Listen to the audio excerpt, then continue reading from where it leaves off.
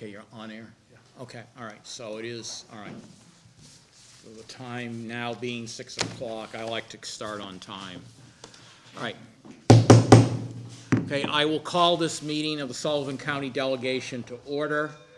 I would first of all, though, and I'm going to do a little bit differently, I would like to ask Representative Terry Spilsbury to lead us in the Pledge of Allegiance, and I will do welcome introductions.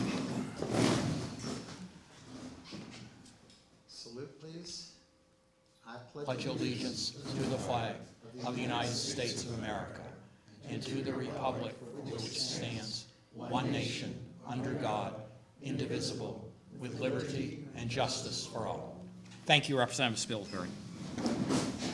All right, so now I'm going to go around the room and have the members of the delegation who are present, and I believe Representative Oxingham and maybe Representative Ahern will join us via Zoom. I don't see them yet, but when they do, I will ask them to introduce themselves and say that they're on Zoom. Okay, so I'm going to begin with Representative Smith, please. Representative Stephen Smith, Sullivan County District 11, Ackworth, Charlestown, Goshen, Langdon, Leominster, and Washington. Good evening, Representative Judy Aaron, Sullivan County District 7, representing Ackworth, Goshen, Langdon, Leominster, and Washington. Representative Walter Stapleton, Claremont Ward 3, Sullivan County District 5. Representative Skip Rollins, District 6, Newport Unity. Representative Terry Spilsbury, District 8, Charlestown. Representative Gary Merchant, District 4, Ward 2 in Claremont, New Hampshire. I'm not sure which one. Sue Gottling, Sullivan County District 2, Sunapee and Croydon. Linda Tanner, District 8, Plainfield, Cornish, Croydon, Springfield, Newport, Unity, Grantham, Sunapee. Brian Sullivan, Sullivan District 1, Springfield, Grantham, Plainfield, and Cornish. Okay, finally, John Cloutier, Sullivan County District 10, representing the entire city of Claremont, and I am the chair this term for the Sullivan County Delegation. Before I begin, I do not know if Representative Ahern will join. He wasn't quite sure, so I may need someone, and Sharon Kellum is taking the minutes, but I may need someone help if we do any roll calls here. So I don't know if there's a volunteer. Representative Tanner, would you? And if you, I don't know, suggest maybe if you could sit up here, it'd be a little bit easier. Thank you. I can just bring Okay. papers over here. Okay. Mr. Chairman? Yes. Yes. There are a couple people on phone numbers. I can't identify who they are, so you know of one of the delegates? I don't know. I mean, You know, would be, I think Representative Ahern, I think maybe on the road. Oxon is going to be on. But she should be, Yeah, he should be on Zoom. I mean, so if, but is he calling in? Can you ask them to identify themselves? yeah, can you identify? Okay. Do you know Andrew's phone number? Yeah, the cell number is area code 60. The telephone numbers are 603-738-6225. Okay. And then there's an 802-591-0634. I don't recognize, none of them are Andrews that I'm aware, unless he suddenly changed phone numbers. So I don't know, and Representative Oxy, I don't know where she is, but she said she would join us on Zoom as well. And you don't seem to see her yet? I do not. Okay, all right. Okay, why don't we get started? I mean, the main reason we're here tonight is item number 3, review and ratification of the June 29th, 2021 convention minutes. So I believe all of you, if you haven't read them already, you were sent those. I mean, everybody has it, but there is a paper copy in front of you in case you want to look at them again quickly. And I don't know, unless there are any questions, I will entertain a motion to approve these minutes of the June 29th, 2021 meeting. Mr. Chairman? Yes, We'll Representative. do the Pledge of Allegiance tonight. What's that? Pledge of Allegiance? Yeah, Representative Spilsbury already, as you were coming in. All right, he's already done it. Okay. Yeah, he's already done it. I took care of it. Apologies, I'm late, and Very good. Okay, things happen, Representative. You know, we may have a few other reps late, but I appreciate you're always, either here, and I appreciate your dedication to the delegate. You always make meetings, from my experience, Representative Rollins. Move to approve the minutes. Okay, all right, thank you. A motion by Representative Smith. Do I have a second on that motion? A second by Representative Aaron. I saw you, heard you first, Representative Aaron, but thank you anyway, Representative Stapleton. Yes, Ms. Kellen. Rep. Sullivan just asked if somebody could send the Zoom information to Oxingham, and I do not have access to email here, so. Okay, you're, okay. If I can find your name. It was on the website and also sent. You've gotta go to the Sullivan County website. Who seconded that motion? It was Representative Aaron. Representative Smith made the motion, Representative Aaron seconded. And which minutes are these? These are the minutes of the June 29th meeting. So anybody have, I don't know, maybe want to look them over, especially Representative Rollins, you just came in, you may want to look them over and make sure they're okay. I've already looked at them, thank you. Okay, so that you're all set, all right, okay?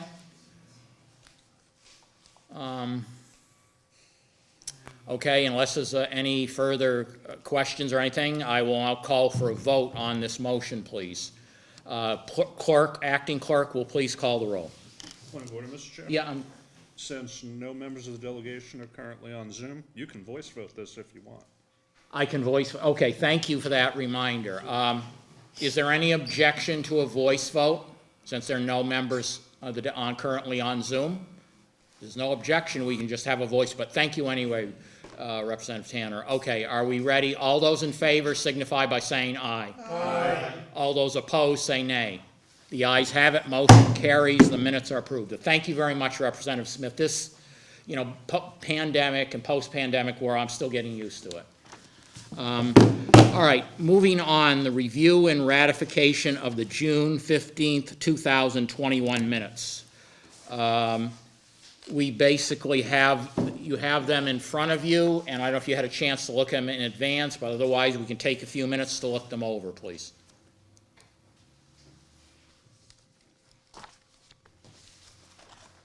And if you're all set, I will entertain a motion to approve these minutes. A motion and second. Make the motion. Okay, okay, thank you very much, Representative, okay, just a minute, just bear with me. Sorry. Representative Rollins made the motion. Do I have a second on that motion? Second. Second by Representative Stapleton to approve the June 15th, 2021 meeting minutes. Are there any other further questions or comments on these minutes? If there are no further questions or comments, I will now call for a vote.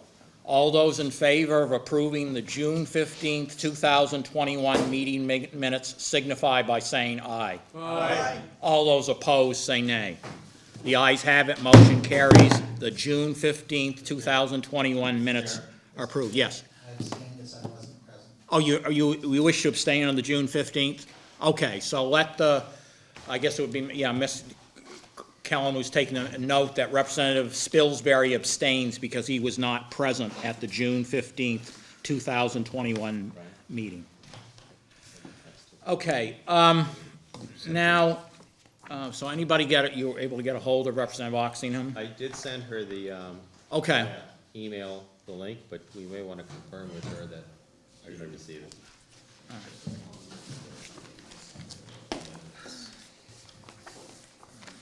So I thought she had gotten it. All right, okay.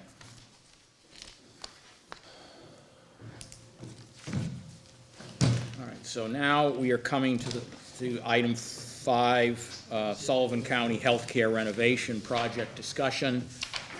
And I would like to begin a little bit unusual, but what I would like to do is that this is a very difficult issue, and I think all of us care about the nursing home, not only for the sake of the residents, but their families and the staff.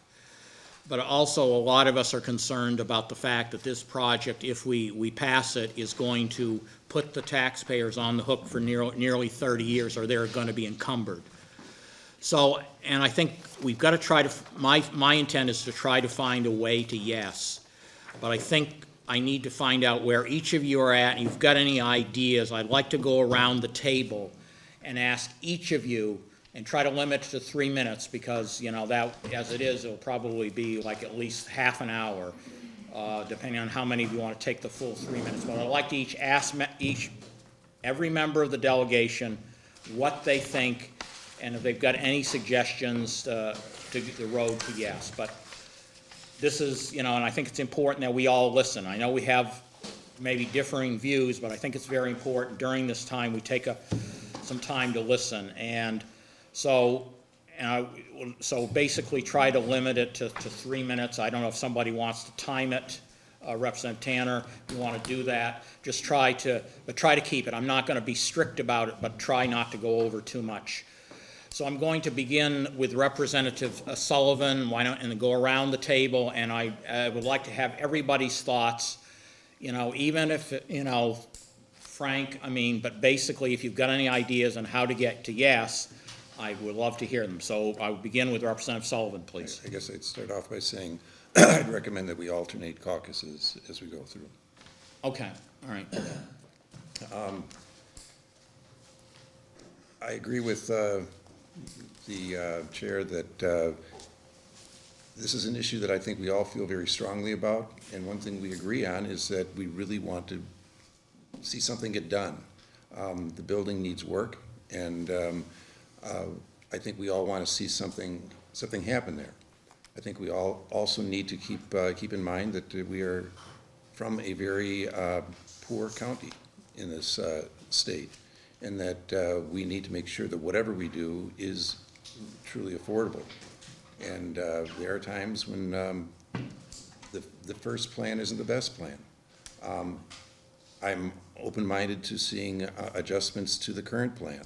I don't think we need to necessarily start over, but I think we do need to take a look at the plan we've got, see if there are adjustments that can be made to make it more affordable, see if we can get pinned down the available funding that might be out there, so that we know what kind of bond we're committed to.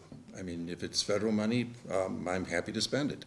If it's county money, it's a little bit more difficult. So that's pretty much where I'm coming from. I don't need a full 3 minutes, but I'm looking forward to hearing where other folks are. Okay, thank you, Representative Sullivan. Okay, Representative Smith, please. Thank you. So there was a time when those of us who served last term all agreed on something. We had problems identified with the current facility, and those of us that were here all agreed we need to do something.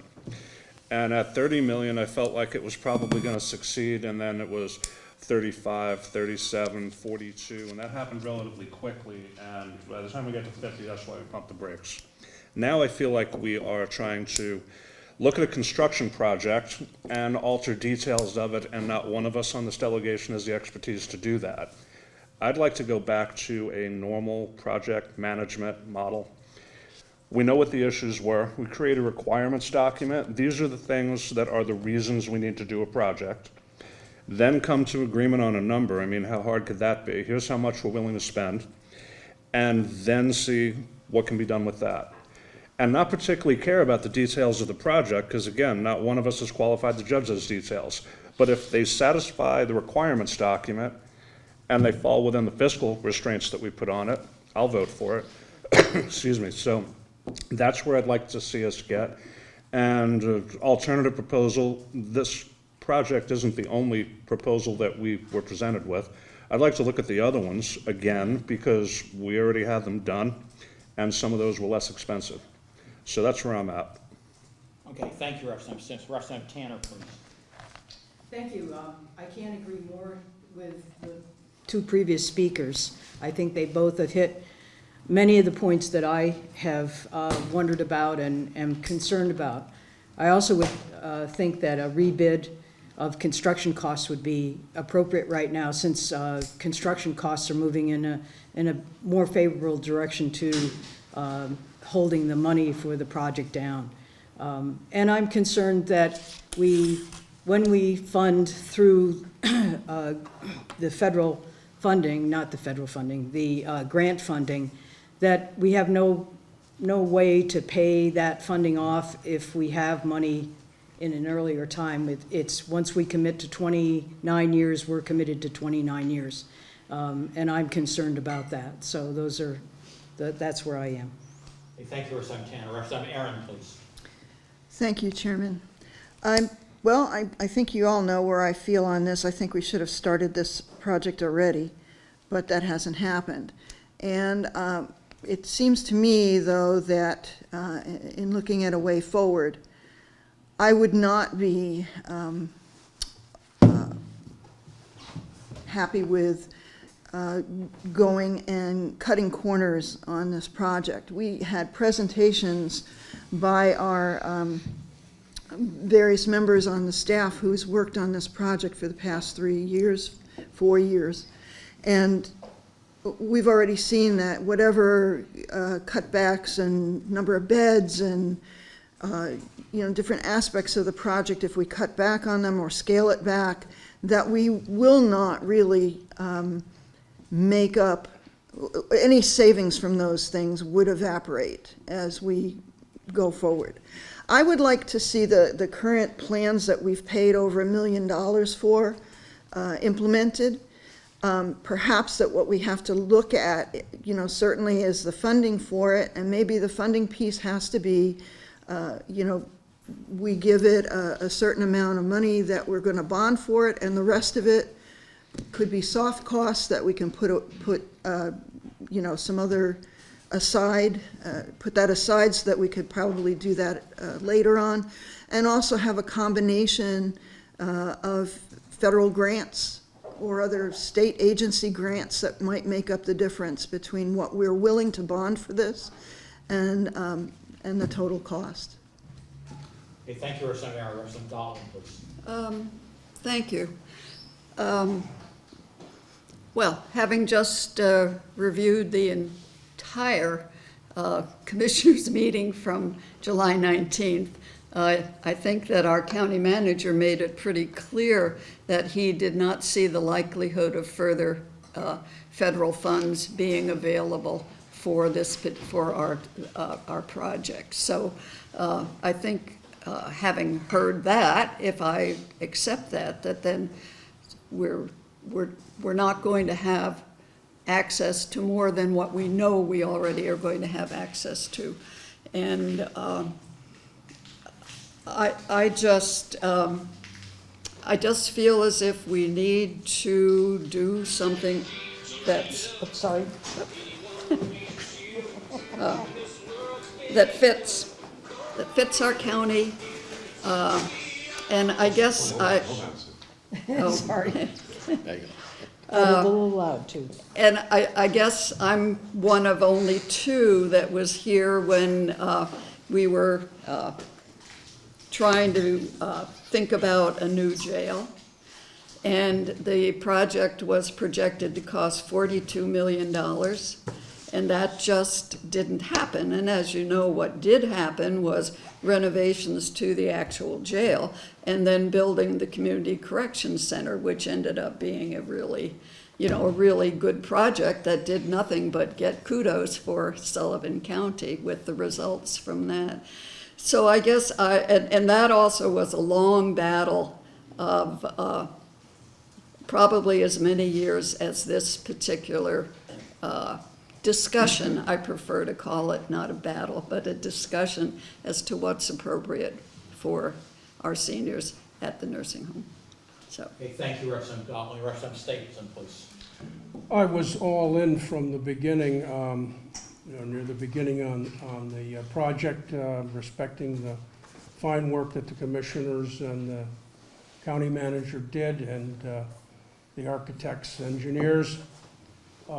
And I suspect that if we didn't have the price escalations, that we probably would have been done and working on the project already. I understand why the prices escalated. I looked at the architecture and the construction. We had COVID. We had circumstances beyond our control. And you can connect the dots and see why we had the escalation to $54 million. So my thought was, if we could find extra money, maybe we could close that gap of difference, the agony over the 54 million price. So I contacted the federal delegation, offices of Senators Hassan and Shaheen and Representative Custer. And their staffs responded, and we talked and looked at several things, hoping that ARPA and the new American Jobs and Infrastructure Plan would afford us some additional money, and we could eliminate that dichotomy over the price.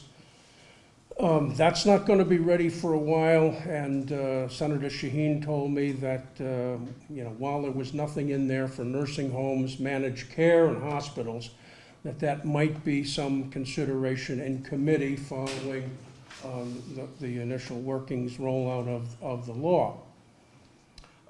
In the meantime, their staffs recommended Northern Border grant assistance that'd afford $1 million, or the USDA Rural Development grants could be helpful. But I suspect that the commissioners and the county manager are already well ahead of me on that and have looked at everything even beyond those, and some we may not have even heard of. So I was intrigued when, at the last meeting, announcement was made that there was one Ingrid Nichols, engineer architect, that was going to make some recommendations, maybe an alternative plan, and I would like to hear what she has to say. And Representative Smith has reminded us of the other alternatives that were part of this whole process, and maybe we should take a relook at those, and I would like to do that, because maybe in those plans and outside contribution, we could find some common ground of agreement, a plan that is acceptable, cost-effective, and that we all could subscribe to. So that's where I'm at. I want to see the old plans, and if that architect has some contributions, I'd like to hear them. Thank you. Okay, thank you, Representative Staple. Representative Merchant, please. Thank you, Mr. Chair. As I listen to the conversation on the table tonight, I'm more convinced now than ever about what I wrote. And I wrote basically was I firmly believe all members of the delegation, all commissioners, and our constituents desire that we work together and not against each other in finding a path to yes. My thoughts on a path to yes are as follows. 1, the path to yes should include all options, that is, all plausible ideas and solutions need to be on the table for equal and fair evaluation and consideration. 2, the path to yes should be a different process or approach than previously used. 3, the path to yes should include members of the delegation, representation from the commissioners working together through open, collaborative, and respectful conversations. 4, the path to yes should focus on finding an economically feasible solution that addresses the concerns of all constituents of our respective districts. A solution needs to balance the ever-increasing tax burden faced by our constituents with the requirements to provide a facility with a safe, practical, efficient, beneficial to the residents, their families, and to the staff. The solution needs to be a win-win. 5, the path to yes needs broad support of the delegation, the commissioners, the residents and their families, and the communities we serve. I firmly believe that in following these guidelines and working together in a collaborative and respectful manner, members of the delegation and commissioners can find a path to yes, one that will result in finding a workable solution that meets the needs of all of our constituents. I would focus more on the process. I think, as Representative Smith was talking about before, we're not experts, but I think we have to be involved with the process. And I think we should define that process so that people have some parameters in which they're making a decision upon. So that's kind of my thought on how to get to yes. Okay, thank you, Representative Merchant. Representative Rollins, please. Thank you, Mr. Chairman. We had a perfect program right from the beginning with the renovations. We were asked to look at going off campus. We looked at going off campus, unaffordable. Then we were asked another delay to go off campus and check out the possibilities of that. Again, another unaffordable option. So that we're back to the beginning, which would have been a great plan.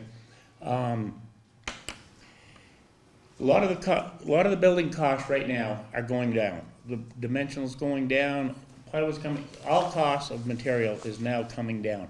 I would like to see this delegation be able to come together, to go back to the original plan, okay, that we have. I feel that the architect we have is totally competent. I don't feel that we need another architect involved in this with other opinions. I think he is totally competent with what he's doing. The building company, Milestone, is one of the very best in New Hampshire. And I think, and I have talked with them personally, and they are ready to do whatever they can to cut costs, to help to get this program going so that our seniors are taken care of. I have been in that county home before with my uncle in there. It is, to me, it is not quality senior care. You have 2 bedrooms over here, 2 bedrooms over here, you have a bathroom in the middle that's shared by 4 different people. That's for showering and for bathrooms. I think we can do a lot better for our senior citizens, and I hope that somehow we can all come together on a plan to remodel what we have with the county, at county home as it is, and to get this project started. Thank you. Okay, thank you, Representative Rollins. And finally, Representative Spilsbury, please. Yeah, I suppose I have the handicap or the benefit, depending on how you want to view it, of not having been part of the prior discussions. But part of the result is I don't feel bound to them. I think that $54 million or anything in that ballpark is just entirely too much for a project of this scope. It's entirely too much when you extrapolate the cost across the number of patients at full 156 capacity, which is in the ballpark of $350,000 per bed. It's entirely too much for a county whose population is 43,000. And so I would like us to rescale it. I think it's regrettable that $1 million or more has been spent getting to this point, but that's sunk cost from a business perspective. It can't be reclaimed, and I don't think it can be justified. I don't feel bound to that either. So what I would hope we would do is, ideally tonight, thrash out a set of parameters and a boundary and a financial limit on what we think this county can afford. I'll just simply say anecdotally that I asked in December to get a tour of the county nursing home because I felt it was essential, and that wasn't possible due to COVID. One was then scheduled in April, which would have been timely because it would have occurred a week or so before our April 24th debate on this subject, when we came to an impasse, and a resurgence of COVID prevented that.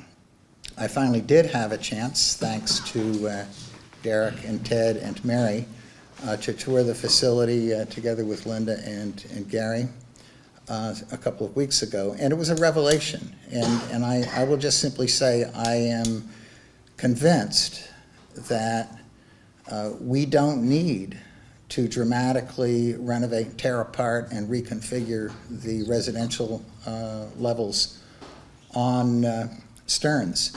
Obviously, we need to demolish Sanders. We can build everything that the county management team feels is necessary on that. And then perhaps at the end of the day, instead of going through this enormous cost of changing everything to 1 patient per room, we can have actual menu of choices. The new building on Sanders can have single bed suites and be charged at a different price point to those who are private pay, et cetera, et cetera. But it seems to me that on the residential wing, we don't need to completely redo and rearrange Stearns. If that is a view that the delegation can accept, my guess is that this project can be done for something in the ballpark of $35 million or less all in. And if you preserve the ARPA funds and the available reserve funds, we may be looking at a bond more in the low 20s. All right, thank you very much, Representative Spilsbury. And finally, come to me, and I just sort of, Representative Gottlieb sort of stole my thunder. I'm sorry, That's all right, no problem. I couldn't resist. And I guess I have the unique situation of being probably the senior member of the delegation. I've survived the longest, so I've seen some interesting things happen with our county government. And Representative Gottlieb mentioned one, that there was a proposal that a consultant hired by our county manager, then county manager, and they meant well, but proposed a $42 million jail, which was based, I think, on the traditional criminal justice system. But I was at that meeting, and I think there was dead silence, and I said, I'm not going to, said, I think to a commissioner or some fellow member, I'm not going to vote for that. So I think they quickly realized, the commissioners and that they weren't going, and the county manager, it wasn't going to go anywhere. So they went back to the drawing board. I know they had spent all this money on this consultant, but they had to go back to the drawing board.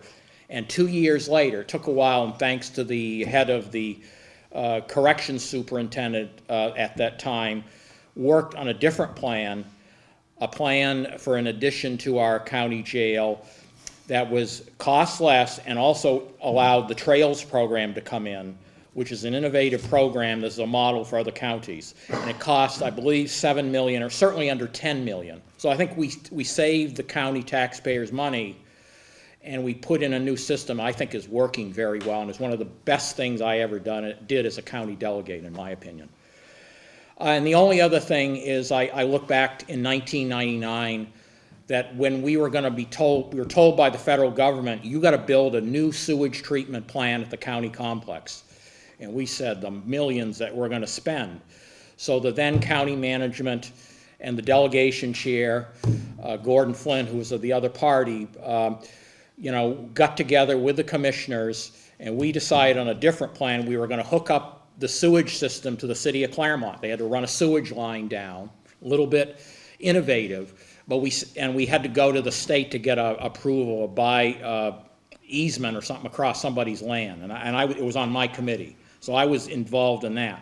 But we got that through with the help of the state and the cooperation of the city of Claremont, and we saved our county taxpayers a lot, and we didn't have to build a new sewage treatment plant in Sullivan County.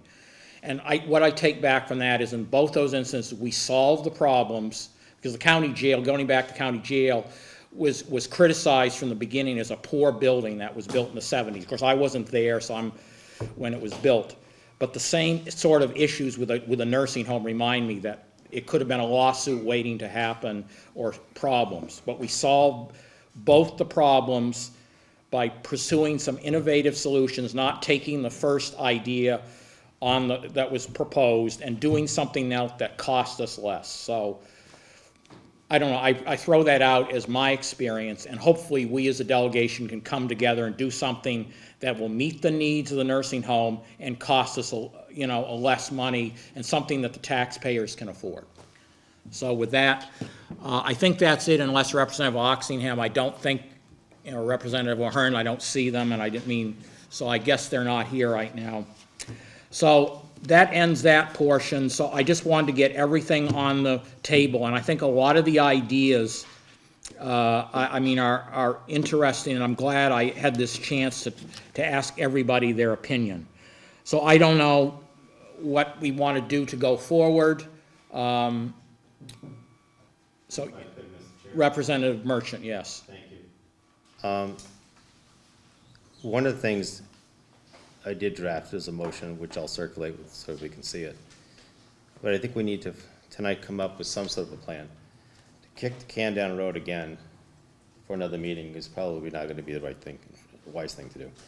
So I'm proposed to make a motion tonight to try to find out how to get to a path forward. I brought it with me.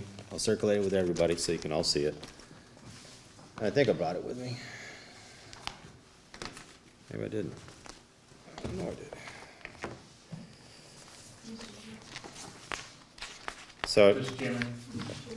Yes, I'm sorry, Representative Aaron, please. I was wondering if, prior to we making any kind of vote on any motion or anything, I see that Councilor Kenny has joined us, and I wonder if he might give us some insight into funding from the state or from the federal government that might help us with any kind of thinking about the money end of this project.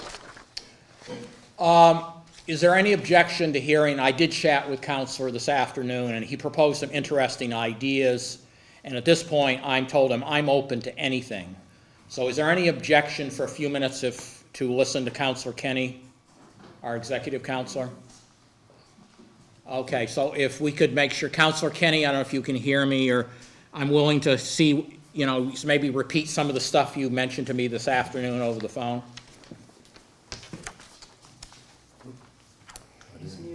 Okay, He unmuted himself, but we can't hear him. okay. Counsel, okay. Can you hear me?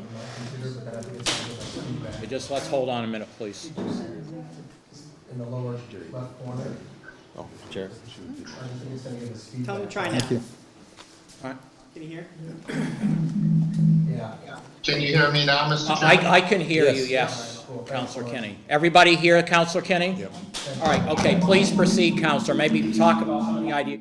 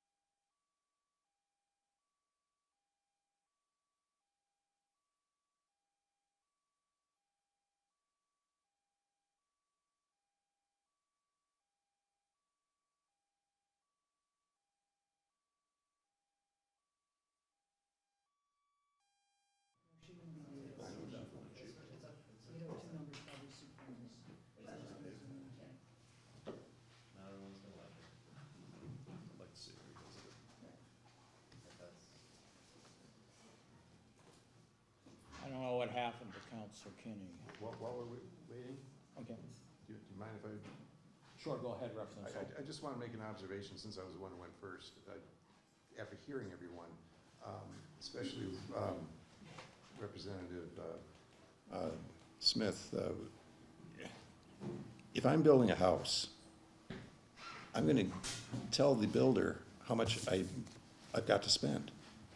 And I'm going to expect the builder to stay within those parameters.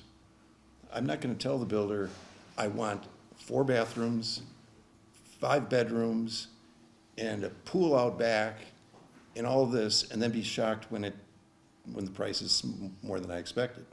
And I'm not saying that this plan was a pool out back, but basically, I don't know that there were any limits placed on how much this thing could cost when the design was being developed. It makes a great deal of sense to me to say, let's figure out what this county can afford before we go and design something that we can't afford. So, Yes, Counselor Kenny. Can you hear me, Mr. Chairman? Yes, I can hear you, Counselor Kenny.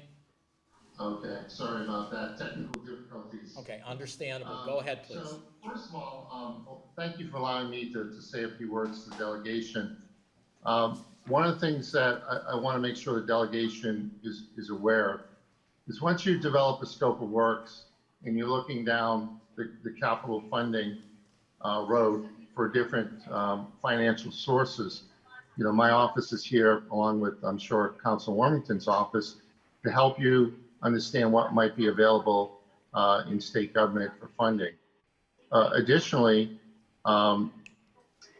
there has been an idea thrown out there that that Weeks Hospital used a few years ago, which is to hire a professional capital fundraiser who will coordinate all the blended funding from both state, federal, private foundations, and other sources of money to bring it in together so they keep track of all the money and all the fundraising efforts.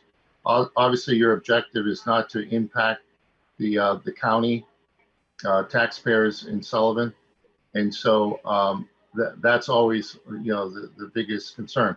But having said that, as you're looking out into the future, and I use the example of our county, Carroll County, which is they developed these pods and individual rooms because they understood that there was more of a need within the nursing home market for folks and families who wanted to individualize their experiences with their loved ones.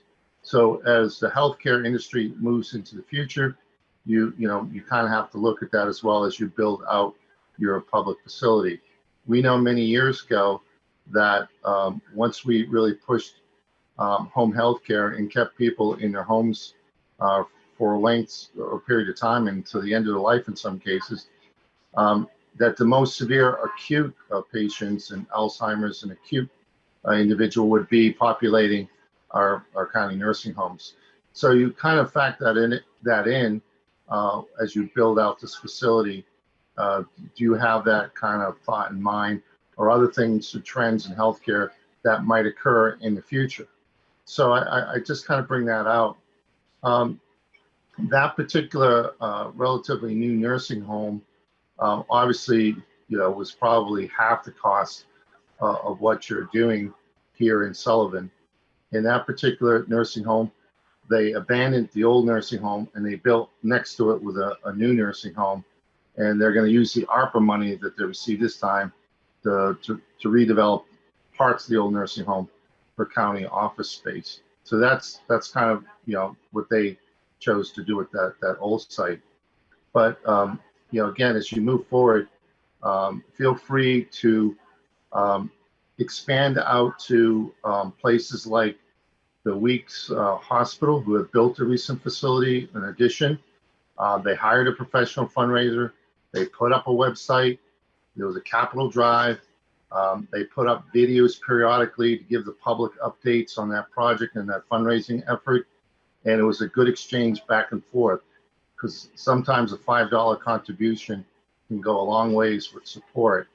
And so I would just, kind of encourage that thought process as you move forward. Thank you, Councilor Kinney. I appreciate your suggestions. I don't know, are there any questions of the councilor, or are we all set? Yes, Representative Tanner. I believe the other executive counselor, Cindy Wormington, is on as well, if she'd like to make any statements, I think. Okay, she is, Councilor, can you hear us, Councilor Warmington? I don't know if she's been promoted. I've tried promoting her and she's not accepting the promotion. There she is. Okay. Councilor Warmington? Hello? Yes. Yes, okay, yes, you're on Zoom. Thank you very much for joining us tonight. And we just heard from Councilor Kinney, and you and Councilor Kinney, of course, represent all the communities in Sullivan County. So I don't know how familiar you are with the situation with our nursing home in Sullivan County, but I wanted to get your thoughts, your suggestions, and how you could help us. Sure, I've been following along, and I reiterate what Councilor Kenny said, that we both are here to help you navigate your way through the availability of funds at the state and federal level once the scope of the project has been determined, and happy to interact with the federal delegation to sort of get a better sense of what funding might be available. I know that that Councilor Kenny mentioned at a prior meeting that we had that there might be some availability of some of the DES drinking water funds and funds for wastewater that might be available for this particular project as well. And I think both of us are perfectly available to you to help navigate this.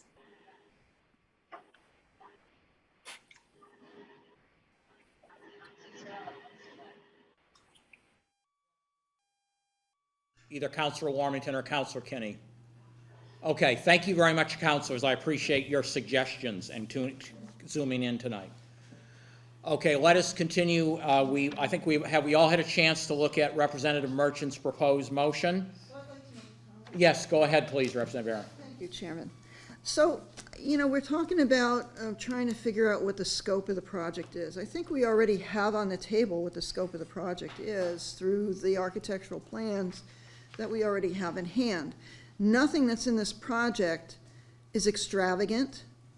Everything that's already laid out in this project is what the county has projected that we're going to need within, the next 10, 20, 30, 40, 50 years going forward. I think it would be a big mistake to cut out things like number of beds, or, anything that's in the scope of this current project, because we've already been through the analysis of what we are going to need. We've already laid that out, and this is what the architectural plans show, the designs show that.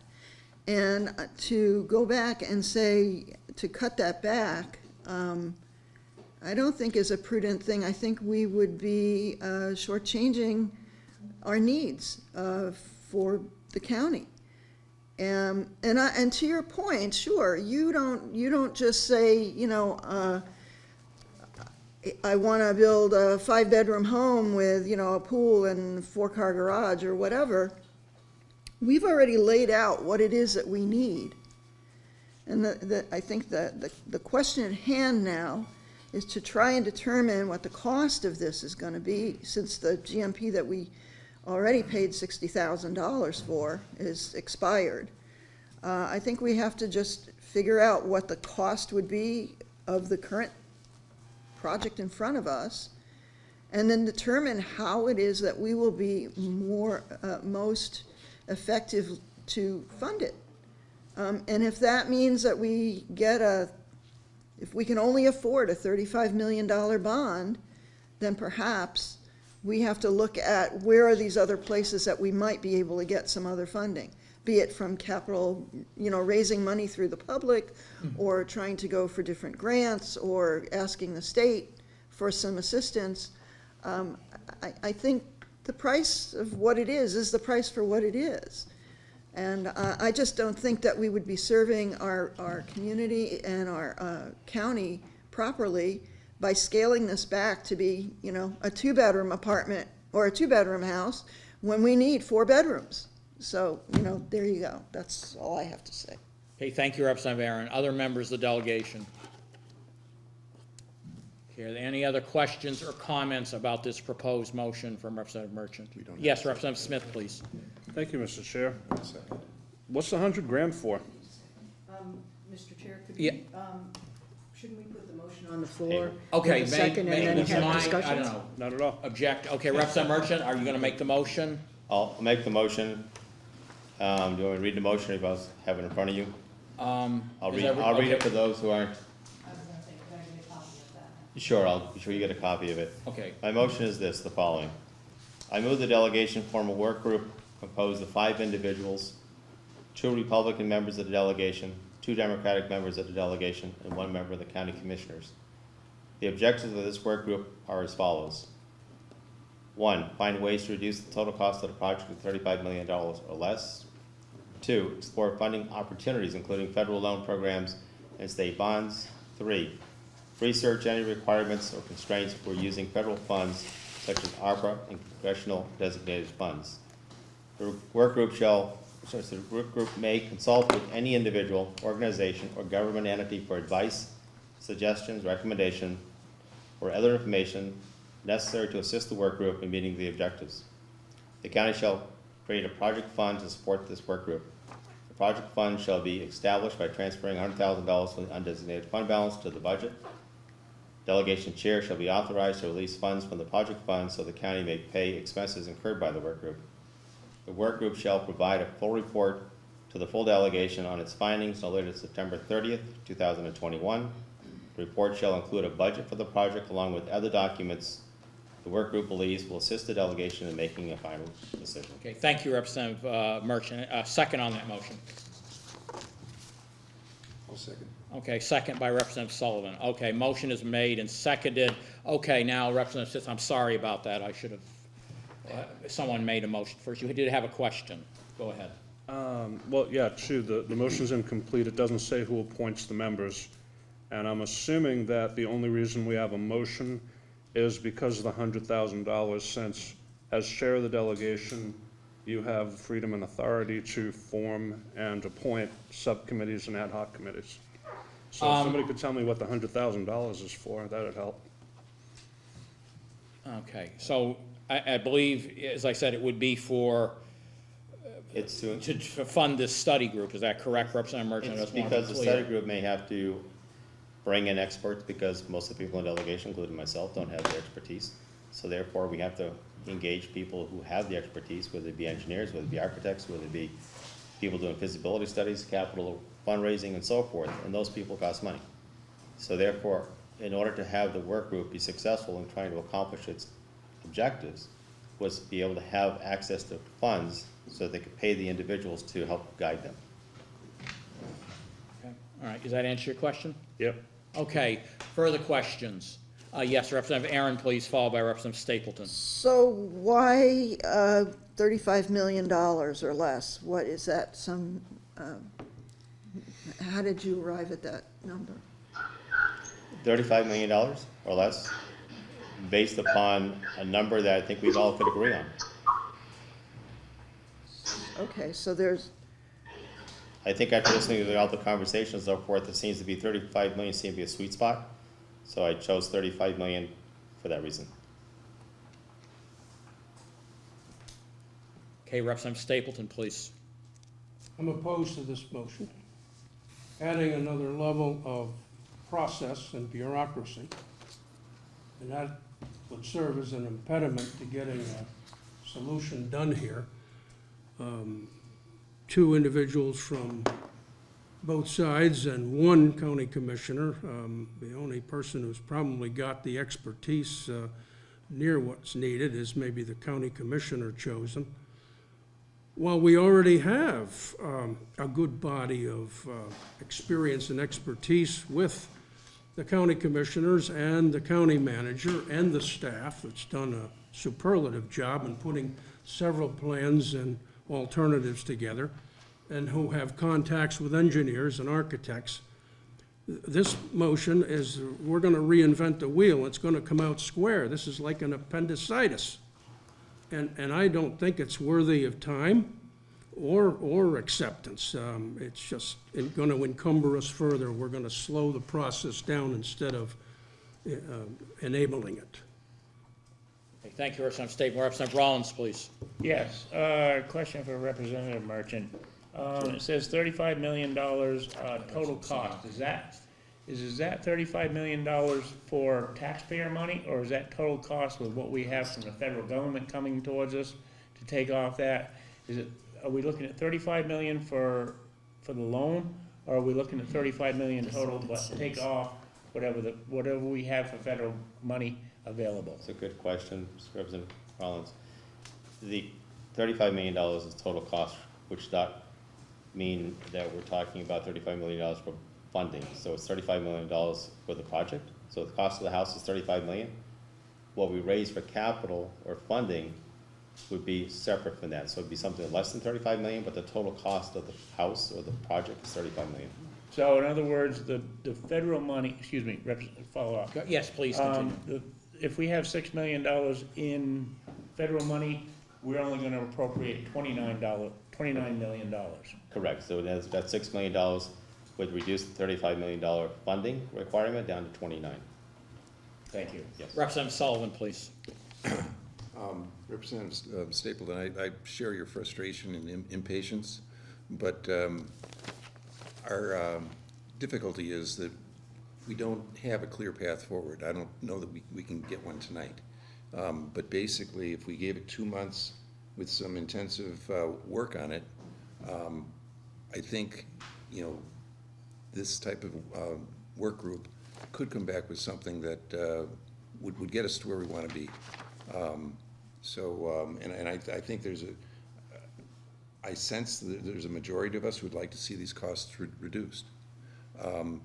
But we need some time to figure that out, how to go about doing that. I've seconded it, so I guess I support it. But basically, I think this gives us a way to do something that we were looking at some weeks and months ago, but frankly, it blew up on us. But we're hoping that perhaps this could get us there. Okay, thank you, Representative Sullivan. Representative Aaron, please. So, okay, if we're, as a body, thinking that, you know, what we want to spend for the county is $35 million, why would we form a delegation work group of this? Why wouldn't we just go back to our county manager and our commissioners and all the folks they work with and say, okay, we are probably going to want to see a project that's $35 million.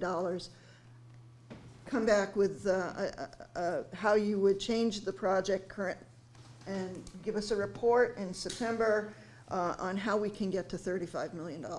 Instead of spending $100,000 to pay people when we've got a pool of people at our disposal here. So you care to answer that? Go ahead, please, Thank you. Representative. Thank you, Representative Aaron. I concur with your concerns about what you're voicing. However, prior attempts at doing this without involvement of the delegation to some degree hasn't got us to where we want to get to.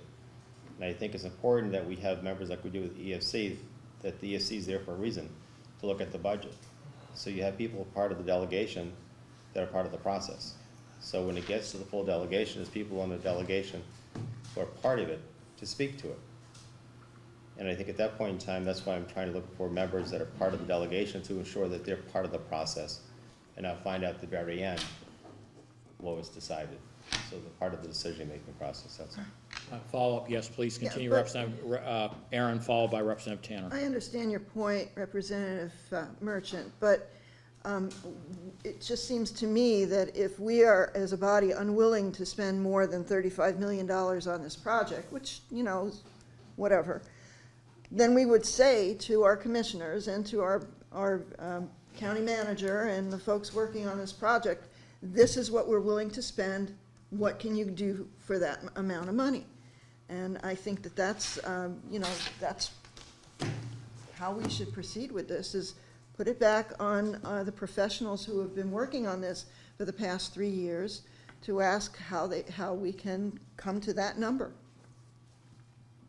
Thank you, Representative Tanner, followed by Representative Spilsbury, please. Thanks. I have just a couple of questions, if I could. One is, how come there is only one commissioner on the committee? It's a good question, Representative Tanner. I looked at this, and apparently when we have more than one commissioner in any committee, Yeah. we create a quorum. Okay, So therefore, we only can have one. thank you. And I have just a Yes, couple. please continue. And the $100,000, does that mean that we're definitely going to spend $100,000, or is that in reserve for possible use? It's in reserve for possible use. I don't expect we'll probably get the $100,000. Anything that's not utilized goes back into the undesignated fund at the end of the time. But I wanted to be sure the work group had sufficient funds to get the work done. And a third question, Yeah, my last question, and will there be opportunities to involve the people that have been involved in the project, here, the experts that we have, with that committee, or will they be excluded from coming to the committee, like the county manager or the project manager, that sort of thing? I don't foresee that. What I see is this being designed kind of like the Executive Finance Committee. They're open to the public. Hopefully at that point in time is for them to bring in people from the community including residents, including maybe family members, listen to their needs, talk to people on the staff, talk about the county manager, the staff, collectively, and somehow get to a path that fits the needs of everyone. Thank you. Okay, thank you. Representative Spilsbury, please. Thank you, Mr. Chairman. I can support this motion, but I could also support other formulations. I think the discussion we're having right now needs to play out a little bit more. I think that a 60-day timeline, essentially till the end of September, makes sense. I think that the balance with the parties and a commissioner makes sense.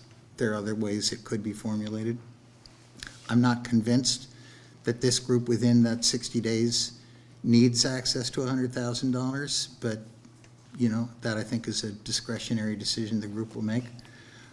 So I could see some changes to this amendment or this motion that would still make it a good motion. I think at the end of the evening, I hope we walk out of here with a couple of clear messages. And if this is going to go into the press, for example, I want it to be clear what those messages are.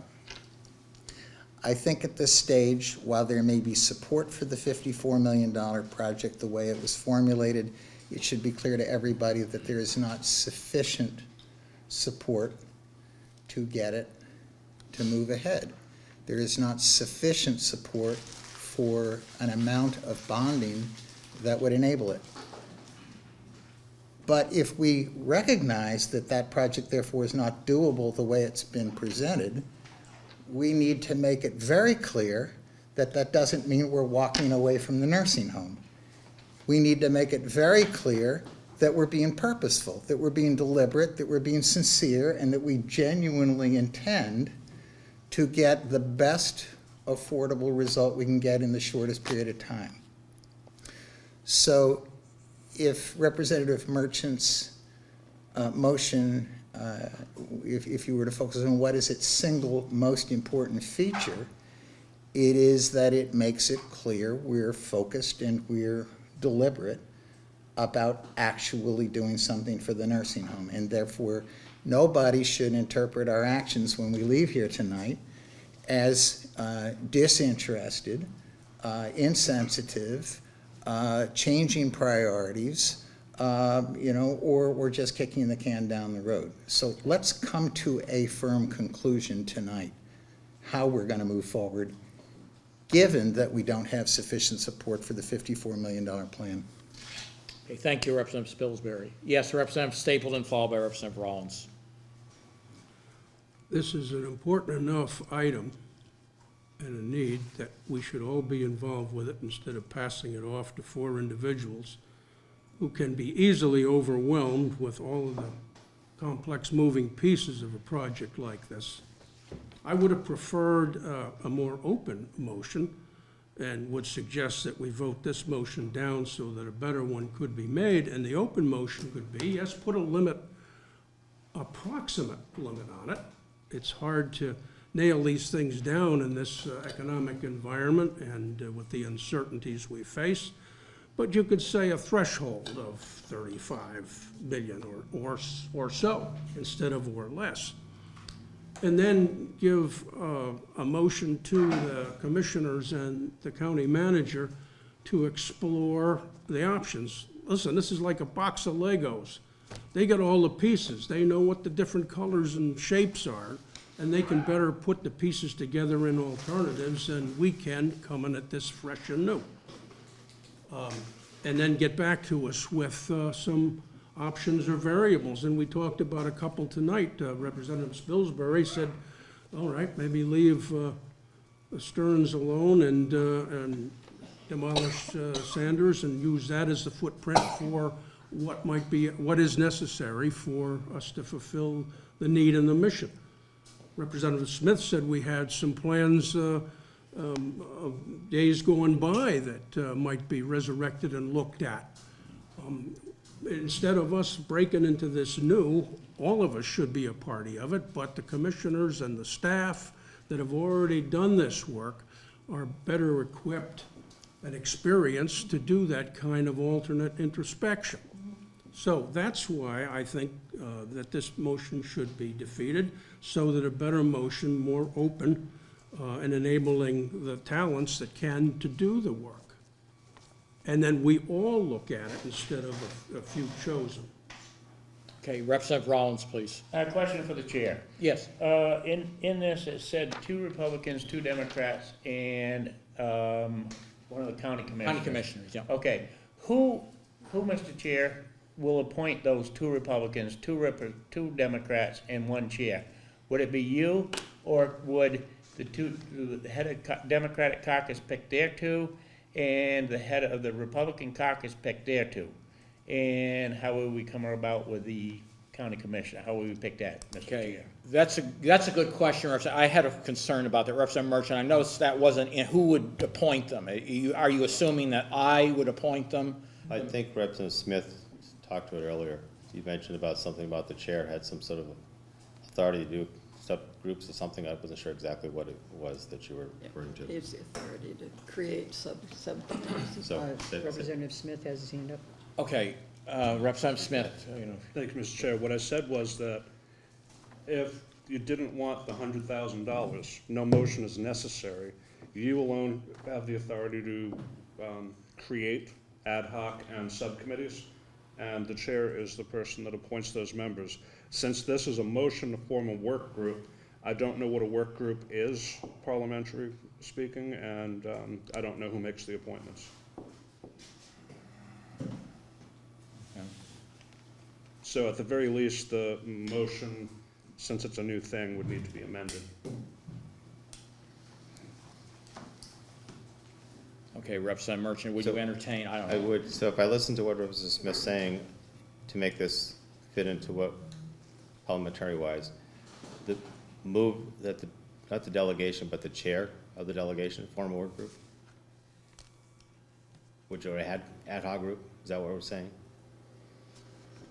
I would say ad hoc, I don't know, subcommittee, work group. Move that the chair of the delegation, Of course, we're including a commissioner too, so I think that's why you wanted to use the word work. so move that the chair of the delegation form, is it an ad hoc group? Is that the appropriate word, Representative Smith? What do you think? I mean, is that, I mean, whether you, would you be, I don't know if you'd vote for it, but what, is it acceptable? Including the commissioner is a complexity because it's more like a commission rather than an ad hoc committee. An ad hoc committee would be from the members here. I don't remember off the top of my head about including outside members, but you could specify that that would be kind of a power move, appoint the commissioner or ask the chair of the Board of Commissioners to appoint their member. Right. And I could do that. I mean, or I was a courtesy, consult with the chair of the commissioners. I would consult with you on the Republican members. I don't know, would a commission be better, maybe a better word, a work? I don't know, it's up. What's, Zimmer. I'm not work group, ad hoc group, commission, whatever words work. Well, you don't have to. Representative I don't think there's any magic here. I think if you call it a work group, it's a work group, and you're defining its role. Okay, so the chair of the delegation forms a work group. That's what you have the authority to do now. Forms a work group? Yeah. Okay. That's your amendment? Yes, I'll just make the change. I move the chair of the delegation form a work group composed of 5 individuals. Excuse me, could you take over, Ms. Bryan? I'll leave. The amendment? And I think that what I'm hearing from the chair is that he would do that through advisement with the respective ranking member as well as the chair of the commissioners. But that's his call, if I understand correctly. You're over there, babe. Representative Ossingham? Welcome. Okay, so, all right, so any other comments from the delegation? Yes, Representative Stapleton, followed by Representative Rollins. I would like to hear from the commissioners and the county manager what they think of this concept. Okay, is there They any have any objection? alternative? I mean, because Commissioner Osgood, Commissioner, would like to speak on behalf of is there any objection, because this does involve the commissioners? Or Commissioner Nelson? Or, I don't care. One point, both Representative Spilsbury and Representative Merchant were sure commodities were coming down, once the border lumber was coming down. We don't know what this project costs. I've heard, it was the last time it was bid. Everybody tells me lumber's cheaper, everything's cheaper. This might be a $35 million project. We don't know without bidding it. The interest rates will certainly going to be up. If we come up with a plan in September, we won't come up, by the time you spend the money and get an architect, get a design, you're another year out. So that type of thing. And Representative Spilsbury said leave Stearns the way it is. There's, I think, 11 plumbing stacks that need replacing. Last time we did one, it was 800,000. My guess is $1 million. So to leave Stearns there, we're spending 12 million just to leave it there. But assuming, Commissioner Hebert isn't here, but my point is you wouldn't object to one of you serving, let's say, or he serving on this work group. That's maybe the. yeah, either that or you guys come up with a plan that 9 of you can support and present it to us. Okay, all right. Okay, thank you. Representative Representative Rollins, yes. Yes, thank you, Mr. Chairman. Again, going back to who is going to appoint the 2 Republican, 2 Democrats to this commission? Chair. The chair. Okay, yes, Representative Tanner. So, as secretary or acting secretary, I'm assuming that Representative Merchant has offered an amendment, and the amendment is that the chair of the delegation will appoint the work group. We'll form a work group, appoint members. Okay? How do you want to word that? He's just adding chair of the, Delegation forms, I move the chair of the delegation form a work group. Okay. yeah, you're just adding those. And my intention, I don't know if you want to word the motion, to consult with the ranking Representative Smith and the chair of the commissioners on who are going to be the representatives. Yeah. Mr. Chair, I think that that's something that's part of the process. but Okay. Just trying to get the amendment nailed Okay, down. and I I'd just- like to offer a second to Representative Merchant's Okay, the amendment to his original motion. Okay, thank you. All right. So does anybody want the amendment repeated that Representative Merchant moved and Representative Tanner seconded, please? Yes, please. Yeah, okay, Representative State, okay, so we just, okay, all right. So I guess, okay, Representative Tanner, I guess, could you read that again once you've written it down? So we all clear what we voted, because we're going to vote on the amendment first. All right. The amendment is to, in the first sentence, to incorporate, I move that the chair of the delegation form the work group, composed of 5 individuals and so on. That's the only change in that with this amendment. Okay. All right, so that's what the amendment states. All right, so we all clear on what the amendment is? Any further questions before, first of all, we'll take a vote on the amendment, and the amendment passes, then we, yes, Representative Sullivan, please. Go ahead. I just wanted to make sure I'm clear that it's your intent to consult with the lead Republican in the delegation as well as the commissioners. Yes, Representative Sullivan. In terms of who's going to be appointed. If this amendment and the amended motion passes, my intent is to consult with the ranking Republican in this delegation and the former delegation chair, Representative Smith. And I will also consult with the chair of the Board of Commissioners, Commissioner Hebert, to see on the appointees they want. That's my intent. Even though it's not in the motion, that's my intent. Because I think, I think it's the proper thing to do. As I said, I want to have people, if this motion passes, to serve on this, and hopefully we can come to a resolution. Mr. Chairman? Yes, Representative So when you're Rollins. saying that, you're saying with both heads of the chair, like was Representative Smith, he can pick the 2, and I will consult, you know, okay, the final authority is the chair, but I will consult and probably go with his recommendations. You would go with his recommendation. Okay, but- Okay, thank you. Okay, you're welcome. And the same thing Commissioner Hebert, you know, as the chair, whoever the Commissioner Hebert wants. Mr. Chair? I Yes, believe Commissioner Osgood wished to speak. A representative, okay, yes, Commissioner Osgood. I'd like to caution putting $35 million into this project. The plan that we are abandoning is a multi-spoked wheel. And we're gonna have to take spokes out of that wheel. But the trouble is, when you take a spoke out of a wheel, one of the things I can see possibly being taken out of that wheel is the laundry room, Okay, okay? When you Okay. take the- That's what- Okay, thank you. I need to Okay. clarify this. When you take that spoke out of the wheel, you add labor to the process of the laundry room. okay, These things, this is, I'm putting a big caution on the. okay, 35 I think Point of order? your point, yes, Representative Sullivan. We have an amendment on the table that needs a vote, and we're straying way off of the subject. Okay, but your point, okay, I understand your point, Commissioner Osgood, thank you. Are we ready for the vote? Any further questions or comments from the delegation about this amendment? Are we ready for a vote? Do we want to roll, let me say, Representative O'Hearn is not here, so we don't necessarily have to have a roll call vote on the amendment, but you want, yes, Representative, I'm sorry, go ahead.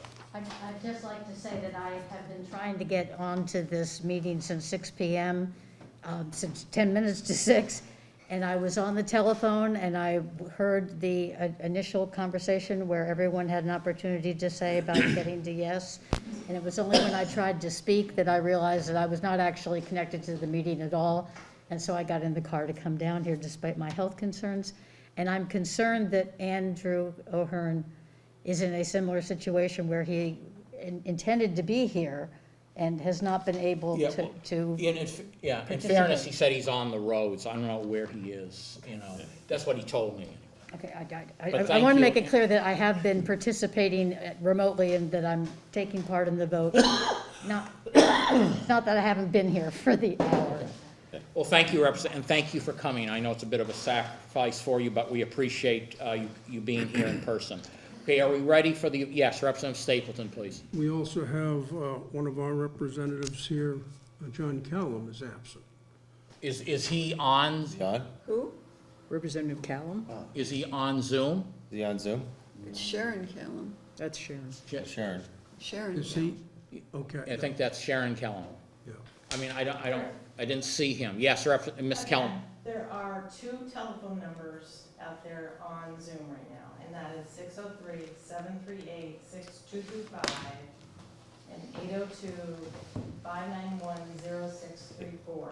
There was a third telephone number earlier, which could have been you, but I can't identify that unless you tell me in advance. Thank you. Okay, all right, thank you. And I don't recognize either one of those numbers that you listed as either one of them being Representative Kellum's number, so I don't know why he wasn't able, so I assume he isn't able to join us tonight for whatever reason. So yes, Representative Stapleton, please. I still maintain that while we don't have a full body and everyone up to speed on this, therefore I would motion to table. A motion to table, all right, okay, a motion to, but remember, we're voting on the amendment first, so this is a motion. We have a motion. Oh, wait, okay, we have the motion is on the floor to vote for the amendment. Motion. And I'm sorry, my parliamentary procedure, I believe a motion to table is a higher priority. higher priorty, okay, thank you, I'll look at Representative Merchant. So a Representative motion Smith on to that one. table is in order on this amendment. Do you have a second on that? Who seconded that again? Who's a second for that? Okay, is there a second to your motion, Representative Stapleton? Let me withdraw that table on the amendment. Okay, thank Be you, Representative clear now. Stapleton. Okay, are we ready for the vote? Is a voice vote okay? Okay, then I will call for a voice vote on this amendment. Everybody understand the amendment? You want to repeat it? Okay, all those in favor of the amendment signify by saying aye. Aye. All those opposed say nay. No. It sounds like to me the amendment carries based on the voices I hear. Okay, so the motion as amended is now before us, because the amendment carried. Does anybody want the amendment read to them before we take the final vote on the motion as amended? Mr. Chair. Yes, Representative Aaron, please. I'd like to make another amendment to this motion. Okay, yes, go ahead, please, Representative Aaron. I would like to remove the paragraph which specifies the $100,000 for this project. For this, this working group, or whatever you want to call this. I would like to strike that paragraph. Okay, strike it completely, right? Is that correct? Yeah.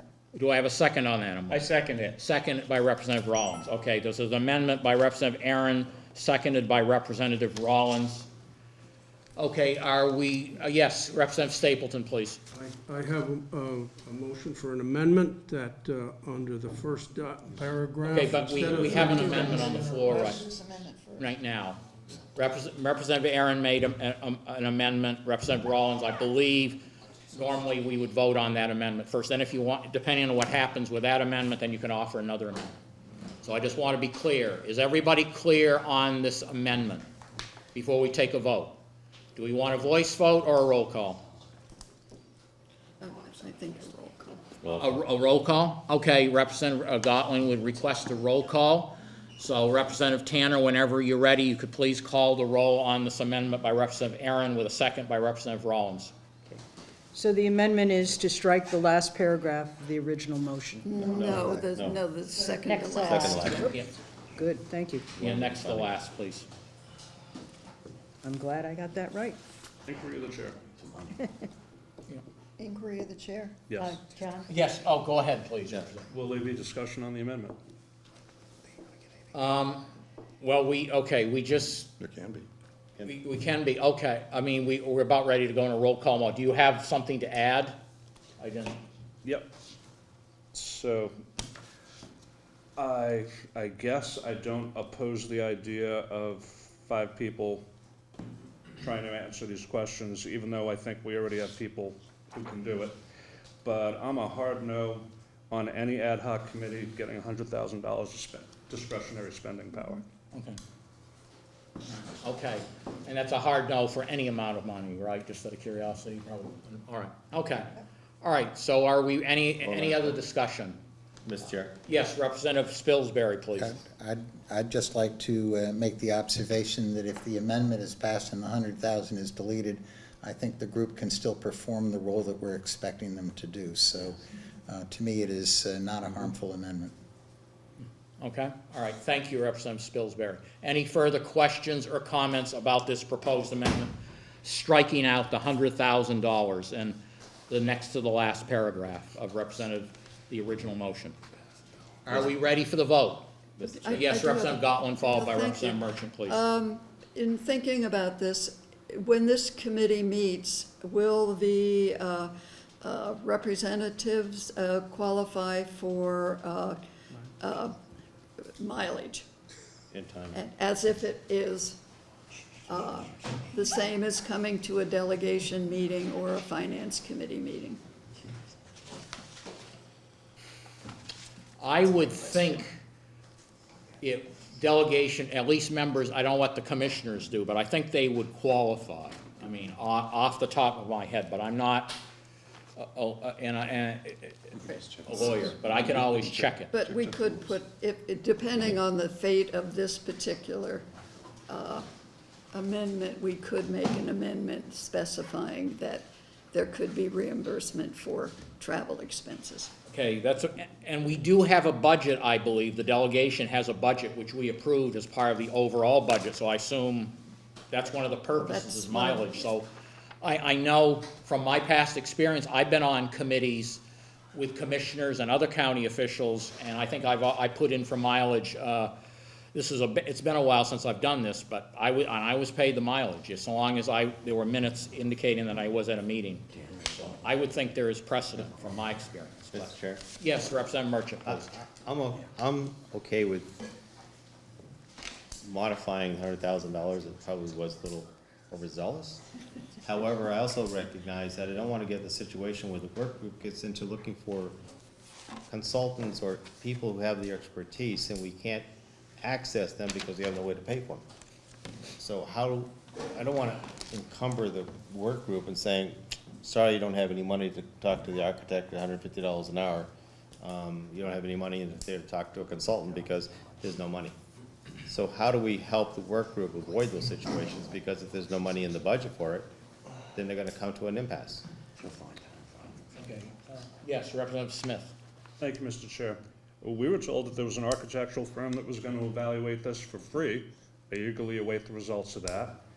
And why not go back to the architects we've already been working with and say, what can you do for 35? And in full disclosure, if they come back and say, oh, we can't, but we can do it for 40, that's probably something I would support. So I don't know why we have to hire people yet. This work group is free to ask the chair to convene the delegation anytime you choose, and we can authorize a specific expenditure. About $100,000 in discretionary spending for an ad hoc committee is unprecedented, and I won't vote for it. This is reasonable. Okay, thank you. Representative Sullivan, please. I just have to say, I agree with Representative Smith that having a chair of this committee free to spend $100,000 on whatever they please is probably not a good path to be on. If I may? Yes, I just Representative would Gottlieb. point out that it was at the delegation chair had to authorize releasing the fund. Okay, yes. Further questions or comments? Yes, go ahead, I please. can. Representative Smith, you're right about the architect. Unfortunately, because of the delay in engaging her, she's become very busy, and she doesn't have the time now to avail to the delegation, to this group, to help with doing something like that. Serious about this. So we passed up the opportunity, and maybe something will come up and time will become freer, I don't know, but right now it's not on the table. So, Okay, yes, Representative Smith, do you have a further question? So, and I'll shut up after this. Okay. Still cart before the horse. We have people here that are intimately involved with the project, that have already drawn not just the plans we're considering, but several other plans, if you recall, back then.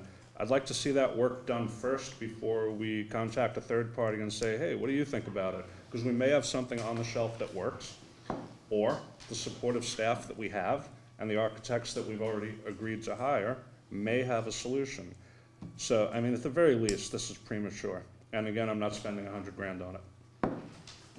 Okay, yes. I concur with Representative Smith.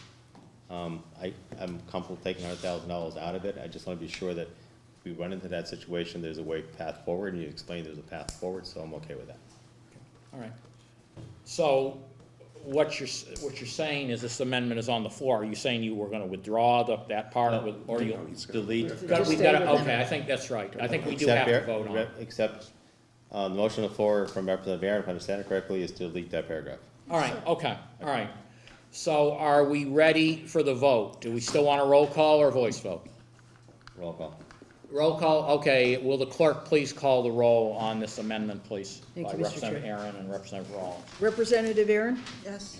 Representative Aaron votes yes. Representative Gottlieb? Yes. Representative Gottlieb votes yes. Representative Merchant? Yes. Representative Merchant votes yes. Representative Oxingham?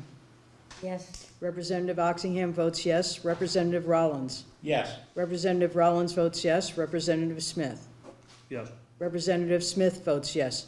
Representative Spilsbury? Yes. Representative Spilsbury votes yes. Representative Stapleton? Yes. Representative Stapleton votes yes. The clerk votes yes. Representative Sullivan? Representative Sullivan votes yes. And Chair Cloutier? Yes. Chair Cloutier votes yes.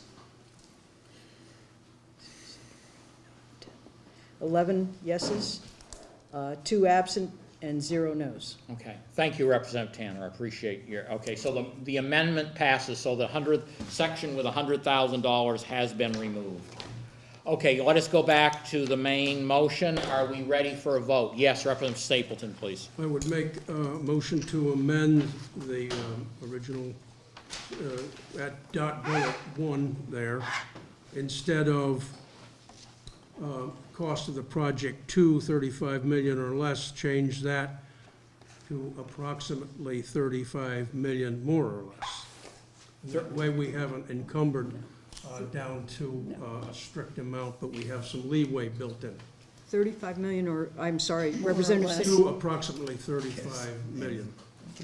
Can I make a friendly was that suggestion? more or less after? More or less, yeah. Okay, okay, Representative Sullivan has a friendly Could you suggestion use for you. the terms target, 35 million? Pardon me? Target,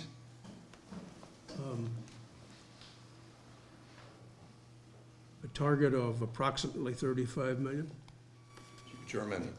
Is that all right with you, Yeah, Representative that's Stapleton? good. Yep. Target. Okay, thank you, Representative Sullivan. Okay, okay, this is the amendment, okay, I'll second. Representative Has it been Stapleton, you made the seconded? motion, do I have a second on I'll that? second that. Oh, you'll second it by Representative Merchant, okay. Are we ready for the vote on the amendment? Does anybody want the amendment read back before we vote on I it? do. Yes. I want to get Yes, please, Representative Tanner, yes, you're, I don't know exactly what it ended up being, so if you'll give it to me again, I'd appreciate it. Find ways to reduce the total cost of the project to a target of approximately 35 million.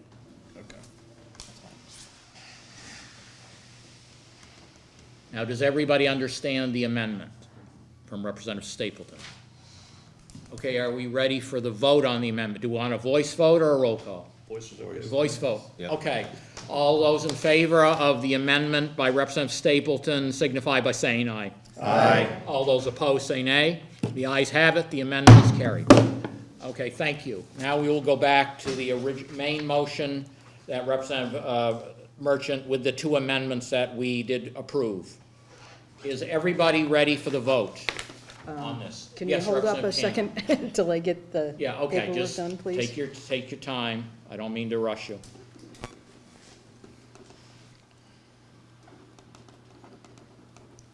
Okay, so we're voting on the original amendment, or the original motion as amended by Stapleton, Chair of, Stapleton, second by Merchant. yep, but we also have another amendment here. yes. As amended by Merchant and Tanner, no, Merchant, yes, Merchant and Tanner. Tanner. And also as amended by Stapleton and Merchant. You got a third one, too. And we had a third one? Yeah, the first Either one, way. It was Removal Aaron. of the Oh, paragraph. that's right, okay. And as amended Aaron, by Aaron, Representative Aaron I mean, they're streaming on Facebook, so, and Rollins. and they've been putting stuff on YouTube. Okay, Okay, and again, that I'm sorry, the amendment by Representative Aaron Rollins, what was that amendment about again? that was removing To remove, the $100,000. 100,000, okay, that was Paragraph of the 100,000. So the three amendments is to remove the 100,000 to target of approximately $35 million. And the chair chair of the the delegation. chair of the delegation. of the delegation form a work group comprised of 5 individuals, so. Okay, all right, Okay, okay. those are the 3 amendments I have. Does that, everybody understand what the amended portions are now? Is there anybody have a question about this motion now as amended? There were 3 amendments. Are any further questions or comments before I call for a vote on this motion as amended? Okay, do we want a voice vote or roll call? Roll call. Roll call, all right. Are we, Representative Tanner, could you please call the roll when you are ready? Thank you. Representative Aaron. Yeah. Representative Gottling. Yes. Representative Gottling votes yes, I'm sorry. Representative Aaron votes yes. Representative Merchant. Yes, Representative Merchant votes yes. Representative Oxingham. yes. Representative Oxingham votes yes. Representative Rollins. Yes. Representative Rollins votes yes. Representative Smith. Yes. Representative Smith votes yes. Representative Spilsbury. Yes. Representative Spilsbury votes yes. Representative Stapleton. No. Representative Stapleton votes no. The clerk votes yes. Representative Sullivan? Yes. Representative Sullivan votes yes. Chair Cloutier? Yes. Chair Cloutier votes yes. 10 votes in favor, 1 vote against, and 2 representatives who are absent. Okay, all right, thank you, Representative Tanner. Okay, so the motion carries. My intent is to try to, after I consult with Representative Smith and Commissioner, to hopefully have the members of this work group in place by the end of this week, because we have a deadline. I think the deadline in the motion is September 30th, so that we need to get going. All right, thank you very much. All right, let's move on, please, next to item number 6, ARPA fund usage list. I think I'm gonna need some help from the county manager, County Manager Furland. I don't know if you want to question or comment about this, or, or the commissioners if you don't want to talk about it.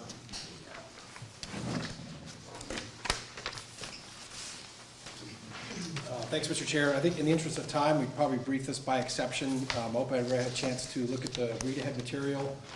So we can go line by line, starting with number 2, and if there are any questions, rather than regurgitating what I provided previously. We did have an idea from Commissioner Nelson about maybe tweaking the vaccine incentive plan. Oh, well, we had talked about doing a $500 incentive for those that are vaccinated, and thinking about it afterwards, I'm not sure. I think that would move the needle for a few hesitant ones, but perhaps if we did maybe the same money amount and did like $400 and a $5,000 lottery, everybody that's vaccinated gets a ping pong ball in the lottery, and the winner gets a bigger incentive. I mean, that's similar to what the states are doing with we're not gonna do $1 million lottery, but just using the ARPA money for an incentive to get folks vaccinated. Do we have copies? Oh, it's here, okay. It's very small. Okay, so you had, made me clear, something about a change in this proposal, something about a I law. would leave I would be tempted to leave the bottom line the same, and we might tweak the amount, individual amounts. I guess the most important thing would be to agree on an amount not to exceed and leave the details of the vaccine plan to us, and that would give us the ability to tailor it. May I ask Yes, a Representative Gottlieb, please. I know the ARPA money is in the bank, but it's not necessarily in the budget. So Right. would you explain to me whether the Finance Committee should be looking at some of these things and making a motion on them, or is it more appropriate to do it here? That's why we're here to ask the delegation's purview. I mean, it would have to be a supplemental budget, and you're here. Well, it's special revenue, so we conferred with the auditors over the last couple of weeks, and so what they said was effectively, like, this is treated like a large grant, and we do the motion every year that we're allowed to accept and spend grant money. Granted, this is not normal, like we would apply for grants from the Department of Justice, so I think it's appropriate to have delegation involvement. If we wanted to tweak the process to have the Executive Finance Committee take a separate chop at it, that's not what I call it. There's some of these I think we're probably in agreement with, but I think there are others that perhaps are going to influence the budget, not just this year, but in ongoing years, such as the increase in pay, and I think we should be looking at that carefully. And anything that adds staff, although I gather the county attorney staff is temporary. That's correct. Okay, thank you, Representative Gottlieb. Representative Spilsbury, please. So I'd like to just address the group of 11 proposals rather than merely the one that you've just brought up, with the question whether, in light of the motion just passed, we should be keeping all of the ARPA powder dry until a decision's been made about the nursing home. The discussions we've had in the last several months have essentially indicated that $8 million more or less could go to the nursing home project. So I think these decisions need to be shelved at least till September 30th. And I would just ask you, as the makers of the proposal, which do you want more? And that would be my question. If we're going to go through these one by one, I'm going to ask you, do you want this more than to close the gap on the nursing home?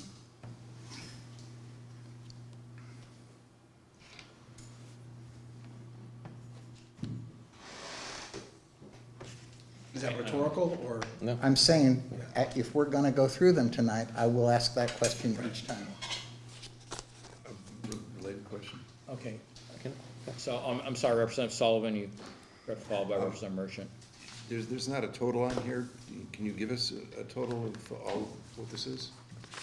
I could, but because some of these had a range, I can't arrive at a single number until we kind of go through and sort of decide what the not-to-exceed number is for the two proposals that had a range. And in fact, any of the proposals could be changed. These were just recommendations as a starting point. Does this use the complete $8 million some dollars? And more. Oh, no. I mean, it uses some amount, and then the remainder, line item 10, was manipulated in the spreadsheet just to say that whatever would be left over could go towards the nursing home project. So But obviously, everything but the 5.715 million. there's roughly $2.5 million, not counting the nursing home, approximately, of the first 9 proposals on this sheet. The first tranche. Some of which, in line item 8 and 9, I'm actually recommending not funding now, but I did want to get them on your radar for visibility as a placeholder, just because the ARPA window is 3, well, technically it's actually 6 years. As long as there's an obligation at the end of the 3rd year, you can take up to 2026 to spend the funding. If we waited until we committed every penny to the nursing home project, then I'd come back and say, hey, I got this great idea for another ARPA eligible expense. Well, then it's kind of too late, so. I guess, yeah, these are great conversations. If you ask me right now, the limit to 35 million, I think changes things, because it then gets down to how much of this could we afford and would want to defray from a prospective bond. And if we take the money in the capital reserve and the money from ARPA, well, if it's 35 million, we could possibly bond no more than 23, but that's a whole separate question. I would say the timing is pretty critical for some of these things now. And that's why we're asking them tonight and not waiting until later. I mean, the vaccine incentive, I think collectively, we all understand that we're actually doing quite well in terms of overall vaccinated percentages of staff. It is an estimate, because not everybody has divulged with us, as is their right under HIPAA, whether they have been vaccinated, but our estimates are that countywide we're around 70%, 70 to 75%. We'd like it to be higher, so I think this is the carrot approach as opposed to the stick. I don't think anybody wants to make this a mandatory or even contemplate making it mandatory. And so this was one way that we could do it, and do it now, and possibly not wait until October to give folks a chance. So, you know, a range of payments, the expectation is that the more we offer, the higher our final percentage will be. You know, the most recent positive we had was from a temporary agency staff member who was not vaccinated. I don't know if, I know we don't ask these people, what would it take to get you to be vaccinated? Would you do it for 200? Would you do it for 500? So a lot of this is just our best guess as to what it's gonna take to get folks to get vaccinated. So, you know, allowing for some creativity, like Commissioner Nelson said, perhaps having a lottery. Stratford County just did that recently. I don't know what the amount was that was in the lottery, but in addition to a stipend payment, so. I guess the same would go for all these other line items. I was prepared to go kind of line by line and answer questions, but if you don't want me to do that, I'm happy to do whatever you need. Mr. Chair. Oh, yes, Representative Merchant, please. Thank you. When I went through the budget, what I noticed was that we have a high use of agency staff, particularly in LNAs. And it seems to be that LNAs are sort of a weak spot, or weak link in our structure. So I do believe in the incentive, in the carrot versus the stick. I think it's going to be very applicable to a lot of the staff that's there. I'm not sure how that plays out with agency people. Are we going to ask them to come to work for one day and get a $250 check on top of what they get paid because they get vaccinated, given the fact that the vaccine takes 2 weeks at minimum to work? I'm not sure how this is going to play into agency personnel. And a lot of our personnel coming in are from agencies. We can't ask them if they get vaccinated, that's what I heard, because of HIPAA. So, But they'll have to show us proof if they want this, so they can come to work that one day, collect $250, and leave. Well, the agency usually are on a 3 or 6 month contract, so they don't just show up on The one agency day. is, but not the person. No, the person signs the contract. With the, We contract with an agency to deliver a person, and that person has a commitment of a specified amount of time. Generally speaking, 3 or 6 months. Yeah, they don't just drop in and then drop out. They usually I they thought come the here from agency had a like, commitment, I didn't they know come the here from person. Georgia or New Jersey. They don't just, you don't make that commute in a day. But I think ultimately, going back to looking at this, is the struggle between using this for some of the things on the table we're talking about today versus also trying to consider what's going on with the nursing home and the funding and bonding. And that's one of my concerns. The other one, I think a lot of this should go back to the Executive Finance Committee, for the Executive Finance Committee to go through this like you do a budget, vet it, and then come back to the full delegation with a recommendation.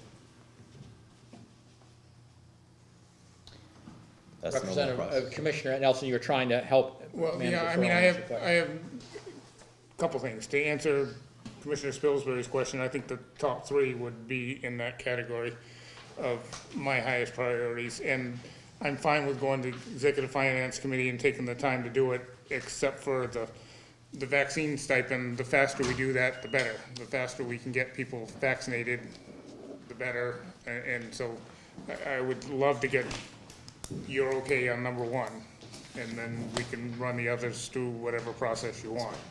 But, having a committee meeting, then having another meeting, getting back, the faster we get people vaccinated, the better. I would urge you to move on number one, and then we can hunt the other stuff. Okay, thank you. Representative Tanner, please.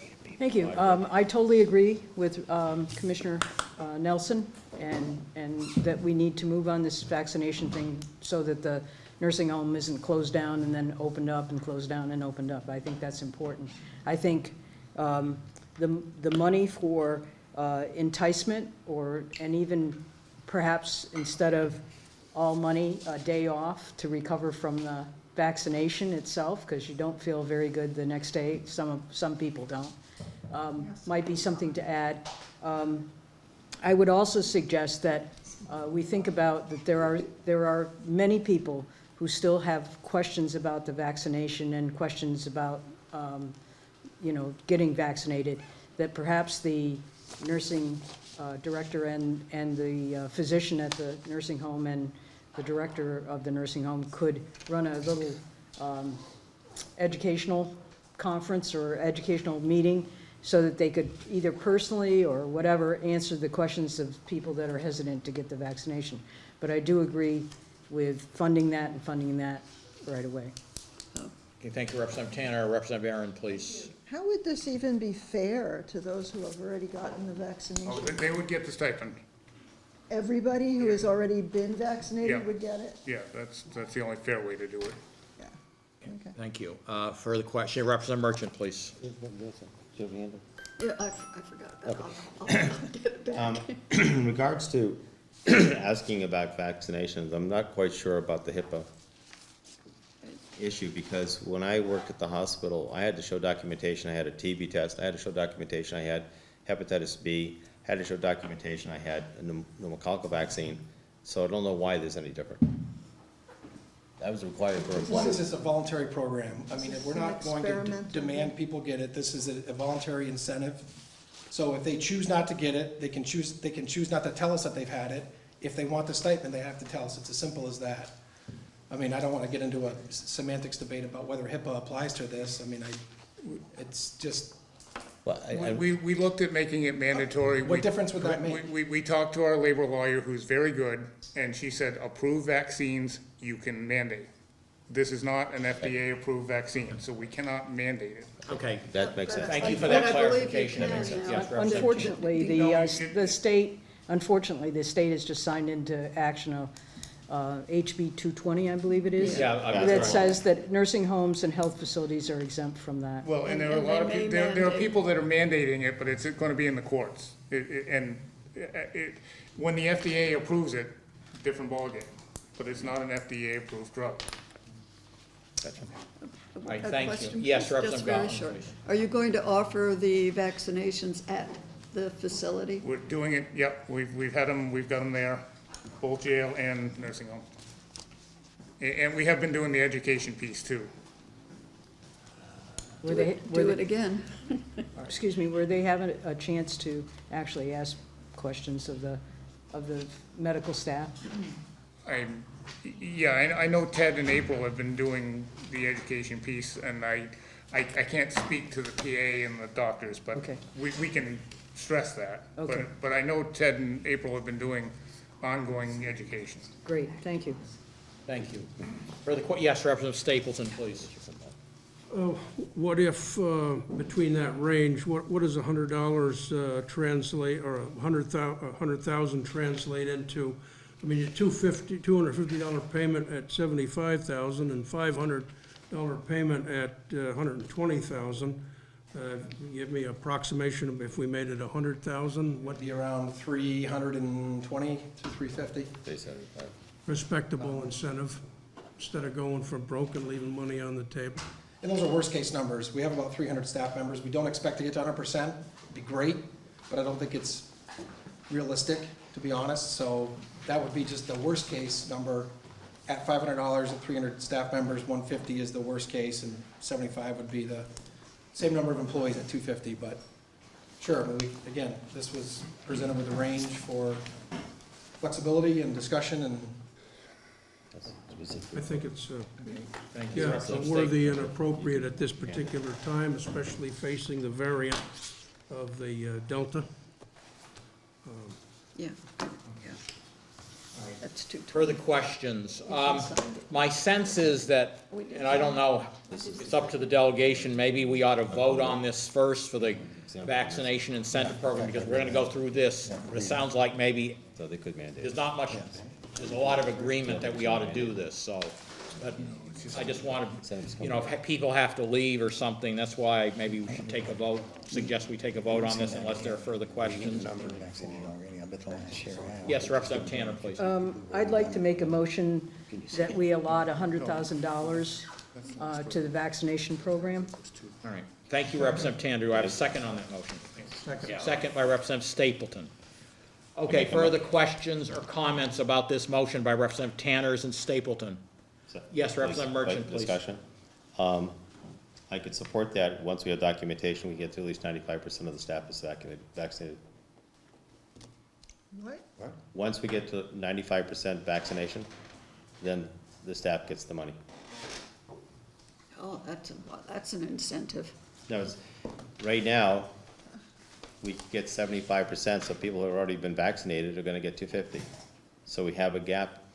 We don't go any farther. What we're trying to do is build peer pressure amongst everybody else and saying, we all have to get to 95% for us to all receive the money. So therefore, the goal is to be sure we have people vaccinated. And to get to a true vaccination is 95% should be the target. We hit the target, everyone benefits from it. Okay, so I don't know if Representative Tanners and State, you meant to include that in your motion, or you want, yes, friendly amendment. Yes, Representative Sullivan. I think that overcomplicates it. Yeah. And it just, and people are gonna say, you first. And let's keep it simple, and frankly, let's leave it in the hands of the commissioners to do their thing and not micromanage it. Thank you. Yes, sir. Okay, so you made, that's an amendment, right? Did you want to? I'll withdraw it. Okay, thank you, Representative Merchant. Thank you, Representative Sullivan. Are we ready for the vote? Do we all understand what we're voting on here? So $100,000. Do we want a voice vote or roll call? Voice vote. Voice vote. All those in favor of this motion signify by saying aye. Aye. All those opposed say nay. Nay. Okay, the chair is in doubt. I'm going to ask, I guess, for a roll call. I'm sorry, but I have trouble understanding. Okay. So Representative Tanner, whenever you're ready, please, a roll call vote on this Sure. motion. Representative Aaron. Nay. Representative Aaron votes no. Representative Gottlieb. Yes. Representative Gottlieb votes yes. Representative Merchant. No. Representative Merchant votes no. Representative Oxingham. Yes? Representative Oxingham votes yes. Representative Rollins. No. Representative Rollins votes no. Representative Smith. Yes. Representative Smith votes yes. Representative Spilsbury. No, Representative Spilsbury votes no. Representative Stapleton. Yes. Representative Stapleton votes yes. The clerk votes yes. Representative Sullivan. Yes. Representative Sullivan votes yes. Chair Cloutier. Yes. Chair Cloutier votes yes. The tally is 7 yeas, 4 nays, and 2 absent. The motion carries. Okay, thank you, Representative Tanner. Motion carries. Okay, so we've taken care of that. So Manager Sullivan, Manager Furlan, I'm sorry. If you could please continue, go down the list. Okay, item 3 is premium pay for essential workers, so we would be limiting this to those essential staff that received stipends last summer, so first responders and the long-term care setting workers, so this would not be a county-wide program as number 2 was. Again, I provided some information in the read-ahead document to just talk a little bit about how some aspects of our county departments, particularly our ancillary departments in the nursing home, so the dietary/kitchen staff, housekeeping and laundry, as well as our corrections officers in the jail. I think what we've suddenly realized is in the recovery with COVID, that the world around us has responded much more quickly in terms of wage increases, and it's putting quite a bit of pressure on those particular departments. And there's still overall pressure even in our nursing department, and that hasn't magically gotten better, as evidenced by the increased use of agency staff as of late. But there are some of our lower end wage scale workers that are struggling, and then now we're seeing it because they're actually going and taking other jobs because they can, pretty easily make $15 or $16 an hour at any number of opportunities. So we're seeing that, and it's really emerged in the last couple of months.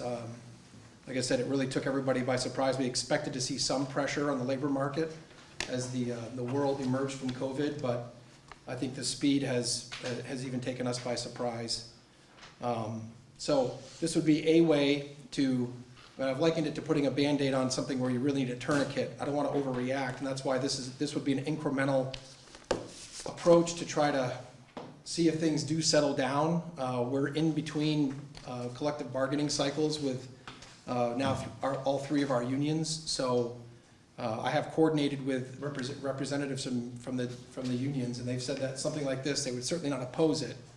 But if we were more generous than this, I think it would probably be more appropriate to reopen negotiations and do it collectively. But again, there's a time element involved, and and just talking with Superintendent Barry today, most of his correction staff are working 12-hour shifts 6 days a week to make up for some of the vacancies.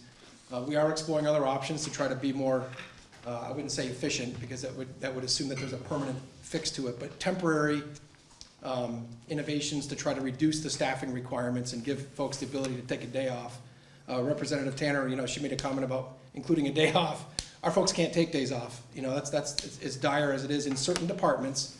Again, I'm trying not to do the Chicken Little thing and make it sound like it's, really an emergency across the board. It's not great, but dietary and kitchen 2 weeks ago, it was a crisis, and it's like the next person we hire makes it a little bit better and manageable for the foreseeable future. But across the board, we've got those jobs that are under $15 an hour, we struggle to fill. The applicant pool, it's virtually non-existent. So that was the genesis behind this request. As far as the dollars, not a lot of science behind it, to be honest.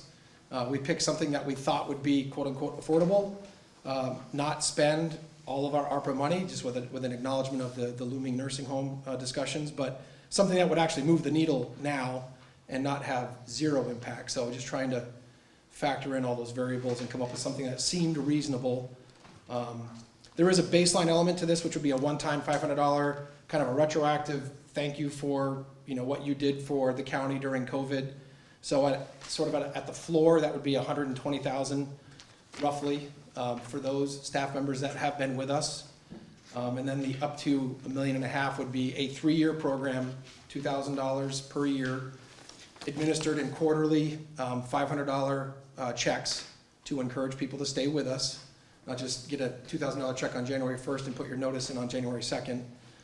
So we are trying to, keep folks on board with us to see if things settle down. And if they don't settle down and the market just whizzes on by, then the next opportunity would be when the collective bargaining agreement is up for renegotiation. And we may decide that we need to do that sooner. We'll just have to kind of wait and see. But I didn't want to do nothing and then wait till we get to a crisis. And the next time I'm talking to you, it's, oh, by the way, we had to ship all of our inmates out to other facilities because we have no corrections officers left, because I think that would be irresponsible. But so we're trying to stay ahead of it, trying to be incremental, trying to be judicious and not and keeping the powder dry, as Representative Spilsbury said. And this is kind of where we went with this. Other counties are doing similar amounts. I haven't heard of anybody doing much more than the 2,000, but there's been some other programs targeted for these essential workers. And we have started collecting data, through our HR director, Hillary Snide, and working with Ted and April and of course Dave. We are seeing the gap widening with, and I'll use corrections as an example because it's the smallest sample size. We're a couple dollars below Cheshire and Grafton, so geographically, and actually Merrimack, we're closer to $3 behind Merrimack. So, but that's not really, we have to change the way we think about comps these days, because people aren't looking to say, oh geez, I'm gonna leave Sullivan County Department of Corrections and go to work for Merrimack County. They're gonna go work for somebody's landscaping business, not have to travel and get paid 20 bucks an hour. So that's kind of what we're seeing, is people are like, I don't need to be in this career. And so they walk away from the New Hampshire retirement system and all those other great benefits that happen way down the road, because they know today they can make quite a bit more money. And so those are the trends that we're seeing.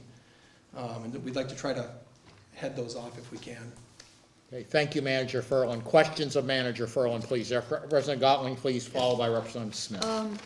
Is there a reason we have to approve this tonight? Is there a reason for it not all the way down to go to the Finance Committee, and we'd have a meeting soon and get back to, because honestly, getting this late Sunday afternoon, I don't feel as if I had the time to really look at it in depth, and I would like to, because I can see the potential for future impact on the budget and on our salary range. Yeah.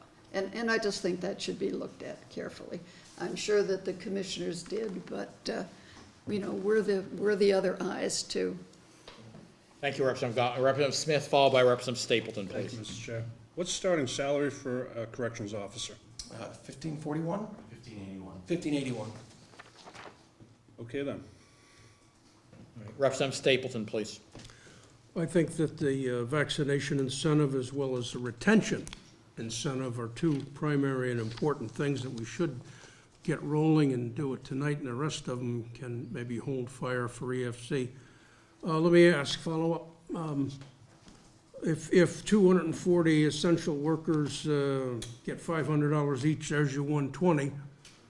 $1,000, 240,000, $1,500, 360,000, et cetera, et cetera.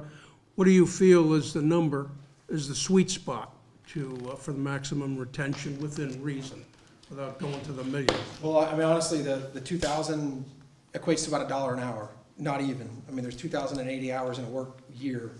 So a $2,000 additional premium pay would be whatever that would be, 90-something cents.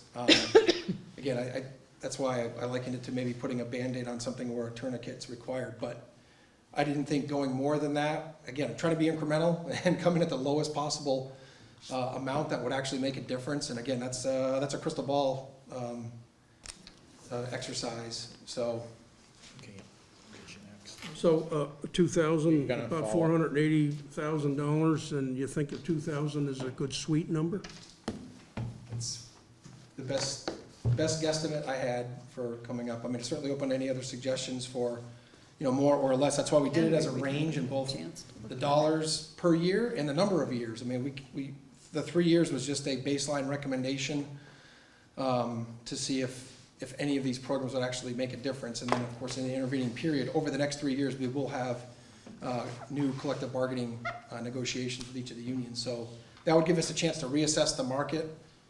Representative Gottling's comment is well taken. Yes, this would impact down the road once the ARPA money is gone, but we already know we're below market pretty much across the board. So if we want to continue to attract people and keep them, yeah, there absolutely will be a budget impact. So it's a 1 year.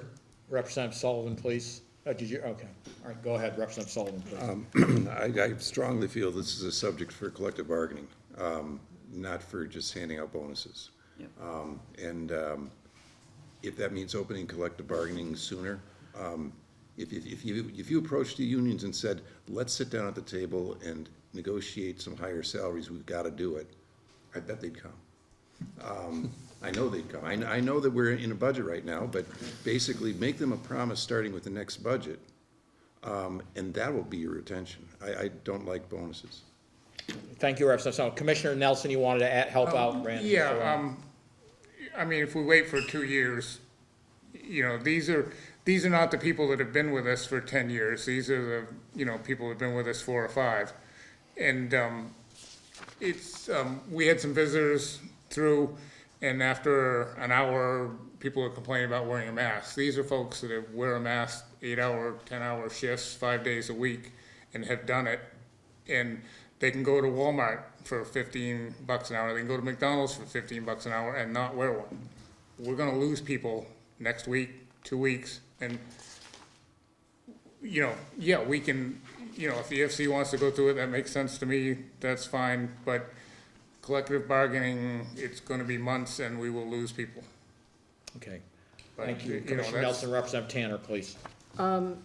As far as I know, having worked in collective bargaining a little bit, it can be open just, you know, with a mutual agreement. And so I don't see the 2-year delay that perhaps you're talking about. And I think because it sets, you know, a precedent, I think that I would agree with Representative Sullivan that it needs to go through the collective bargaining. And I would think that the union would jump on that right away. So I don't see any 2-year delay in it.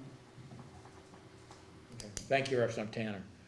All right, further questions or comments? The only thing is, if we want to take a vote or we can wait, I want to be sure, though, we go through this entire list.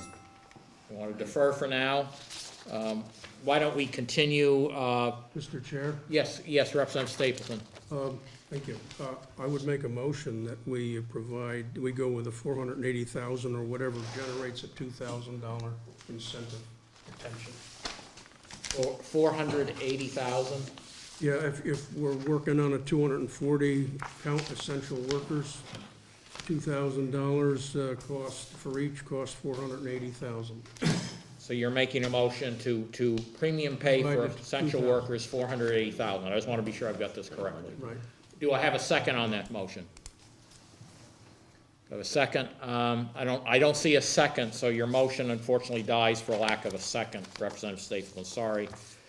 Let's continue, please, on the lead abatement program. Mr. Chair, if I may. Yeah, oh, yes, someone, I think we should just dispose of things as go along with some action. I'd make a motion that this goes to the EFC. okay, so for this item, in Second. other words?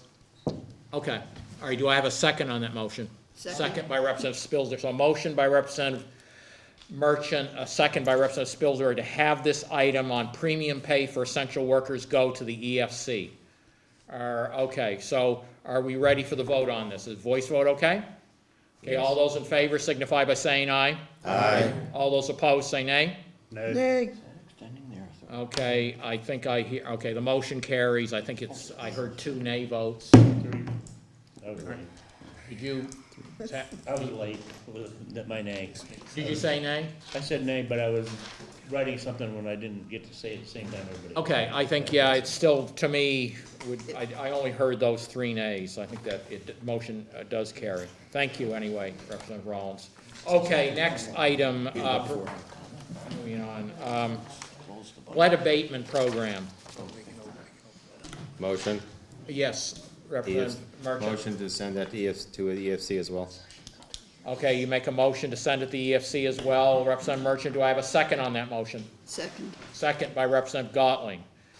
Are we ready for the vote on this motion? Wait a minute, please. You want a motion for all the rest? I hope. And that is. Okay, you all the set? lead abatement, right? Yes. Okay, the lead abatement program, that is correct. That's a good way to do it, okay. Okay, are we ready for the vote on this motion? Do we want a voice vote?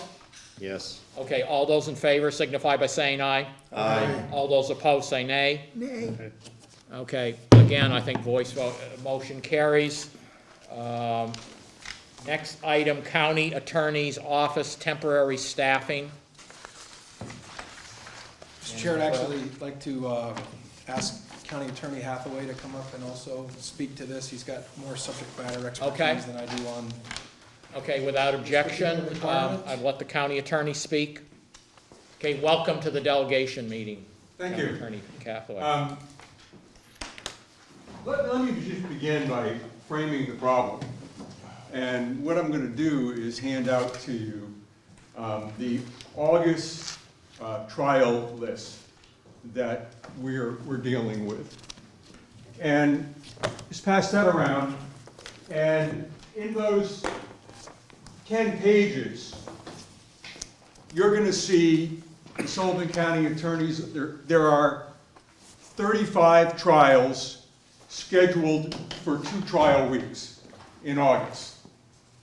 Now, I think it's pretty clear to each and every one of you that we're not going to try 35 cases in the next 2 weeks. If you look at that closely, you will see of that 35 cases, 28 of them are being handled by the Sullivan County Attorney's Office. The other 8 are civil cases that will unlikely be reached for years. And the reason for that is there is a crisis in caseload. Let me just define that crisis a little bit for you, as well as, and explain how we got here, okay? Last year, the last year in which we had a full, complete year was 2020 without COVID. In the year 2020, 341 criminal dockets were opened in Sullivan County Superior Court. Today, at the end of the business day today, I drafted and filed a complaint, and that complaint was docket number 316. We are on course for docketing 430 cases this year. So even if we did not have a 14-month backlog, we are seeing a significant spike in the number of cases that are being docketed, the number of arrests that are being made and forwarded to the Sullivan County Attorney's Office. Now, that 35 cases, 28 of which are being tried by my office or are being prepared by my office or are expected to be ready in the event that we actually go to trial. And then you factor in a significant increase in the inbox, we are already underwater. And we are going to be underwater, meaning unable to keep up with this caseload for the foreseeable future because we had COVID. We have 1 year and 4-month backlog. We've had only 2 jury trials since March of 2021. March 16th to June 8th. March 16th, 2020 to June 8th, 2021, the court was closed. No jury trial. We have done 2 since then. We will do 2 in August, okay? And when I say we will do 2 in August, multiple cases are scheduled for each week. We have prepared multiple cases for each week. Approximately a week ago, we were told which cases are scheduled to go and backups. Now, that means that for each case that is docketed, for each case that gets past that last week's notice, we have to send out subpoenas, we have to notify witnesses, we have to guess which ones are actually going to go, which ones are actually going to be tried. And then we've got to try. And we're doing that with a staff right now that was maxed out at our prior caseload number of approximately 340. The prognosis is not good.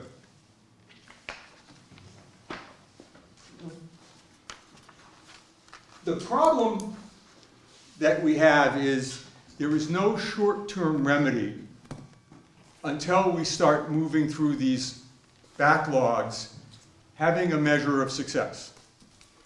In other words, successfully trying these cases to a resolution, with the majority of them, or a significant percentage of them, being successful prosecutions, and sentences being handed down.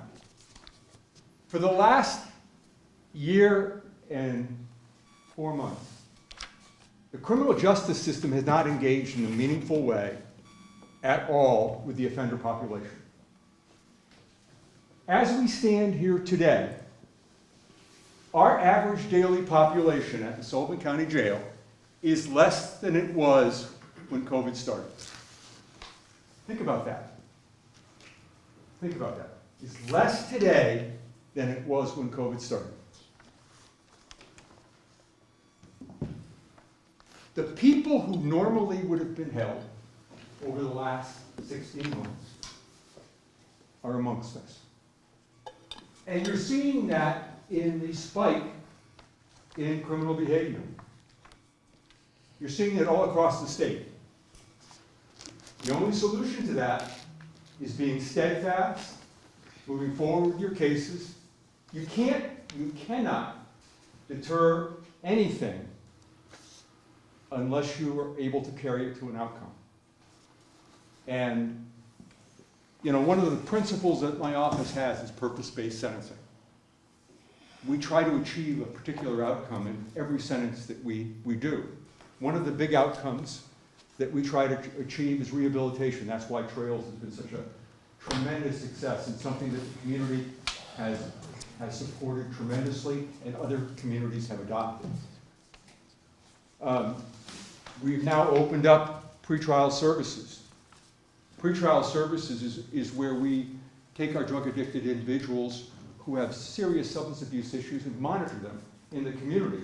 We can monitor people safely in the community, but only if we have the will to respond to failure on behalf of those individuals who are testing positive and who are engaging in dangerous behavior and risking the community.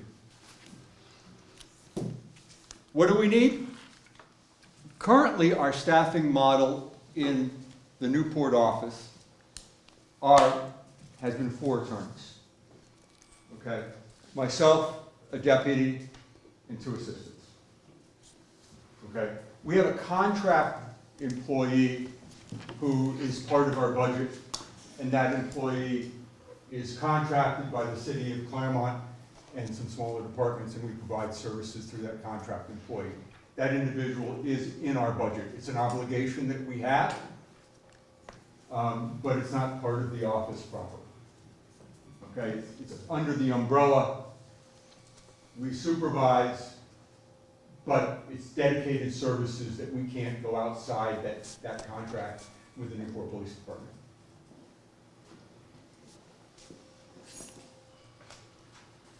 As I indicated, we're maxed out. We have a year and a half, roughly, backlog, and we have more new cases coming in. At minimum, we need 1 new attorney. At minimum, we need one additional support staff in the office. And at minimum, we need one victim's witness advocate in our office. We have one now. Our victim's witness advocate is responsible for generating subpoenas, is responsible for dealing with all of the witness issues, is responsible for sitting in on meetings with actual victims as opposed to expert witness or police officer witnesses. That person is going to be flat out for the next 2 years. Just managing the witness population, to say nothing of the other functions that normally are associated with that office. The reason why our number came in the way it did is we were guessing initially, and that was an estimate, and it was a low estimate. And what we have done is I've generated a list of the expenditures that we think are associated with those 3 positions. Now, anybody who's been to the county attorney's office knows that there's not a whole lot of room in the office. The front office has three staff in it. We're going to put a 4th staff person in there. The victims witness coordinator, we're going to double up, although there's possibilities that there may be some change in space to make that possible. Long story short, we have a tremendous backlog. We expect that we'll be able to work through it in 2 years. If you can just pass it over. Any sooner than that is unlikely. Thank you, John. One thing that I would like to also just mention is the change in the pricing structure of labor is also happening in the legal profession. During the COVID, there was a real pause. There were lots of things that weren't happening because the court wasn't open. When the court's not open, you don't get cases moving forward in the process if you're in private practice. You don't get cases moving forward in the process. It's really hard to bill out. So lots of offices laid off. You look at the Bar News today, and I don't know if anybody looks at the Bar News. It is chock full of advertisements for attorneys. We're going to need to pay a premium in order to staff our positions. And this is no place, philosophically, this is no place where you can skimp. A good employee who can generate a lot of work is worth more, with no ethical hassles, good work ethic, is worth more than a bargain basement employee who doesn't have a mature skill set. Historically, we've hired at the higher than most of our brother and sister counties. We start people off a little bit higher. That's what we would do in this instance. It has proven to be a good strategy. We've had a lot of long-term stability in our office. And when people move on, where they go to is a reflection of how people view the people in our office. For example, the last 3 attorneys who've left the Newport office, 2 of them went to the AG's office. And the 3rd, who just left on the 17th of June, is going to one of the major firms, civil firms in Concord. That's a wonderful thing to happen from a public sector law firm, is for having our people go on to those kind of opportunities, as these are usually starting entry level or a little bit above positions. And to see the talent that we've brought in over the years go on to be successful is a good thing. But the cupboard is bare right now. We need to spend the money to be able to do our job. And right now, we don't have a prayer of being professionally responsible to the citizens of Sullivan County. and our current staffing model and move forward through this backlog. There's nothing more time consuming than getting ready for trial. And you don't get ready for one when you've got 28. You pick the 3 or 4 or 5 that you think are the most likely to go, and you get them ready, and you hope you get it right. And what we've been doing right now is we've been assigning 2 attorneys to every trial. And so that if one trial is scheduled where we have an attorney who's a lead on week 1's trial, okay? The odds are that we're gonna have another senior attorney scheduled for week 2. And then we have somebody to, who's working with that lead attorney so they can work with the witnesses, do motion practice, and all of those things that are essential. And the inbox is full. And it's growing faster. So, can I answer any questions? Yeah, okay, yes, I will open up, if you are done, County Attorney Hathaway. Any questions of the County Attorney, please? Yes, Representative Merchant. Just a clarification more than, is on this sheet that was passed out by Melanie, it says the estimated cost between $315,000, approximately $336,000. However, in the document we have received, the estimate is $250,000, which is coming up. That was So- just a placeholder. Okay. We needed to do that responsibly. We just talked about flat numbers. We needed to include healthcare costs and so on and so forth. We also need to include equipment costs. Yeah. We budgeted that out. And the other thing is I had a long conversation with my victim witness coordinator, and she said, I think I can do it. And I told her, no, you can't. So I guess the question, Attorney Hathaway, is that, which number are we looking at? The one that's on here with? That's the one. Not this one here? Nope. Okay, Nope. thank you, that's what I'm looking for, That- clarification. And that is why I'm here. I told the commissioners we put a placeholder number in there. Okay. They didn't make a firm recommendation. I wanted to be able to work the numbers, check the market, and be professionally responsible when I gave you a number. We made comparisons on those positions that we don't have open. For example, we do not have a person who is right now working full-time in our victim witness coordinator's office. We have a part-time person who works remotely. Our full-time position is going to be paid commensurate with what other counties are paying for a similarly situated individual. We didn't know what that figure was. We had to go out and check.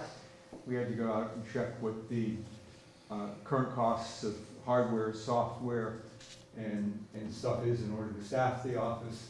Yes? Okay, so this is money for temporary staffing that's covered under ARPA. Correct. That we can use ARPA money to Correct. fund this. But so are you looking at this as just temporary staffing, or this is somebody who's gonna be hired under the money from ARPA, and then at some point when the ARPA monies are done, then No. we're gonna have to hang on to this No. person? No. And include that in next year's budget, or? No, that is absolutely not what we're doing. Historically, we run a pretty lean office. It's grown relatively slowly, okay? And some of the growth has been a result of policies that have taken place at the state level. I don't know if you're familiar with the term felonies first. Well, felonies first was a policy that was widely, let me put it this way. I hated it from day one. I campaigned against it. It is now the law. And what that means is that where a case ends up, that decision is made by the arresting officer and what he or she puts on the bail form. Okay? There's a lot of stuff that would traditionally come to the circuit courts that's coming to the superior courts. We can't send that back. Okay? it's here. Now, does that mean it's all of the same level of seriousness? No. But it's the people's business and it has to be handled with seriousness. Okay. And so our inbox, which we used to control aggressively, is now an open door. And we have to deal with the consequences of that. Additionally, the traditional pressures in the criminal justice system, deadlines, bail being revoked if you do bad things, those are not operable right now. Okay? We've had a year without a jury trial until last June, I think it was. And our jail has fewer people in it. If we were really working bail effectively in protecting the community and deterring bad behavior, you would think there'd be a little bit of a greater population in the last 14 months. There isn't. There's a complete understanding on the part of the defendant population that very little is going to happen to them. And we're going to have to work slowly to get that back in a responsible way. Thank you, Representative Aaron. Representative Sullivan had a question, please. I'm seeing on the, Get that answered, Judy?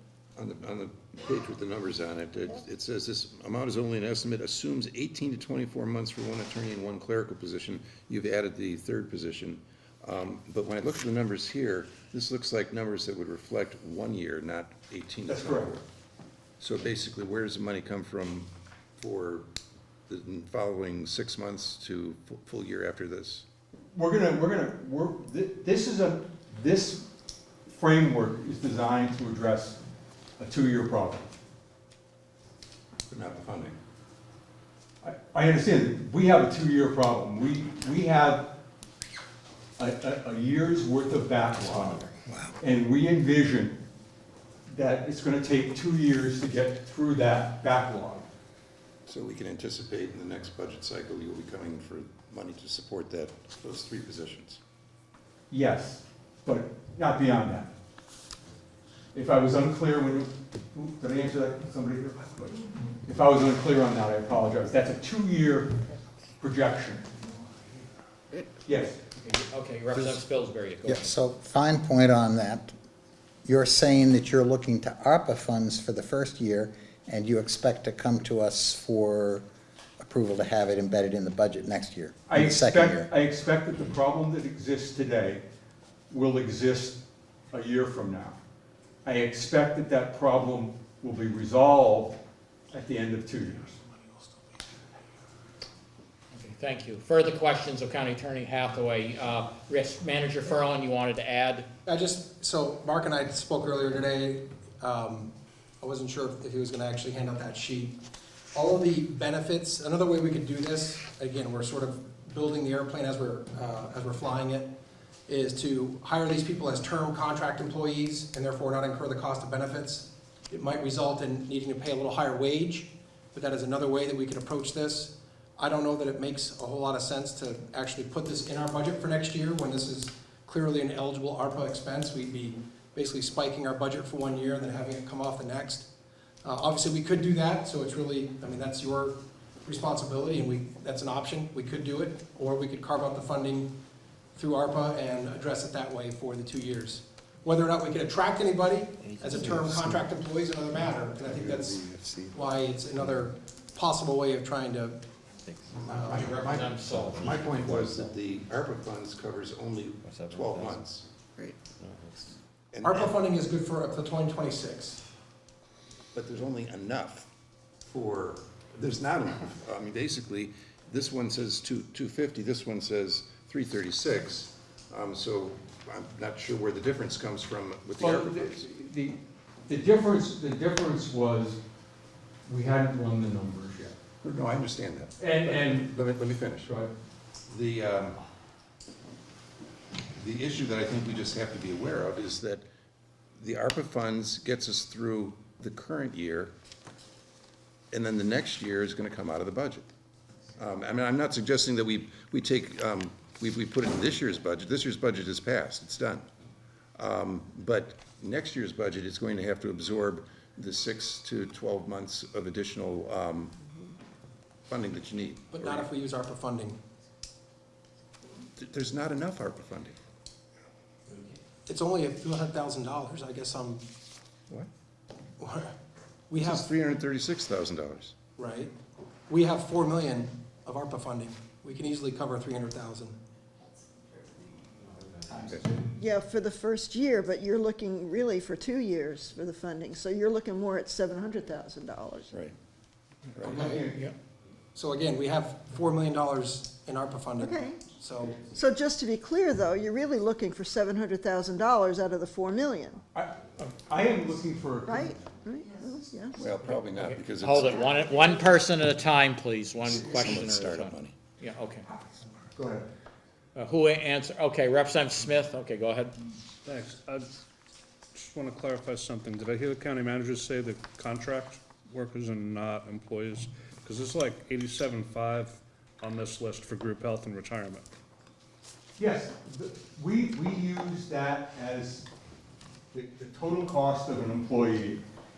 And we are open, and we've talked about using contracts and contracting for those individuals and using that money. That money is fungible in terms of salary and benefits. That's what it costs to get an employee. Some employees may be more attracted to the idea of working in this position for a long period of time. Others may not. We're going to look for contract employees in the first instance. But that's what it would cost to hire somebody to put that individual in place. And I think that those figures are representative of those costs.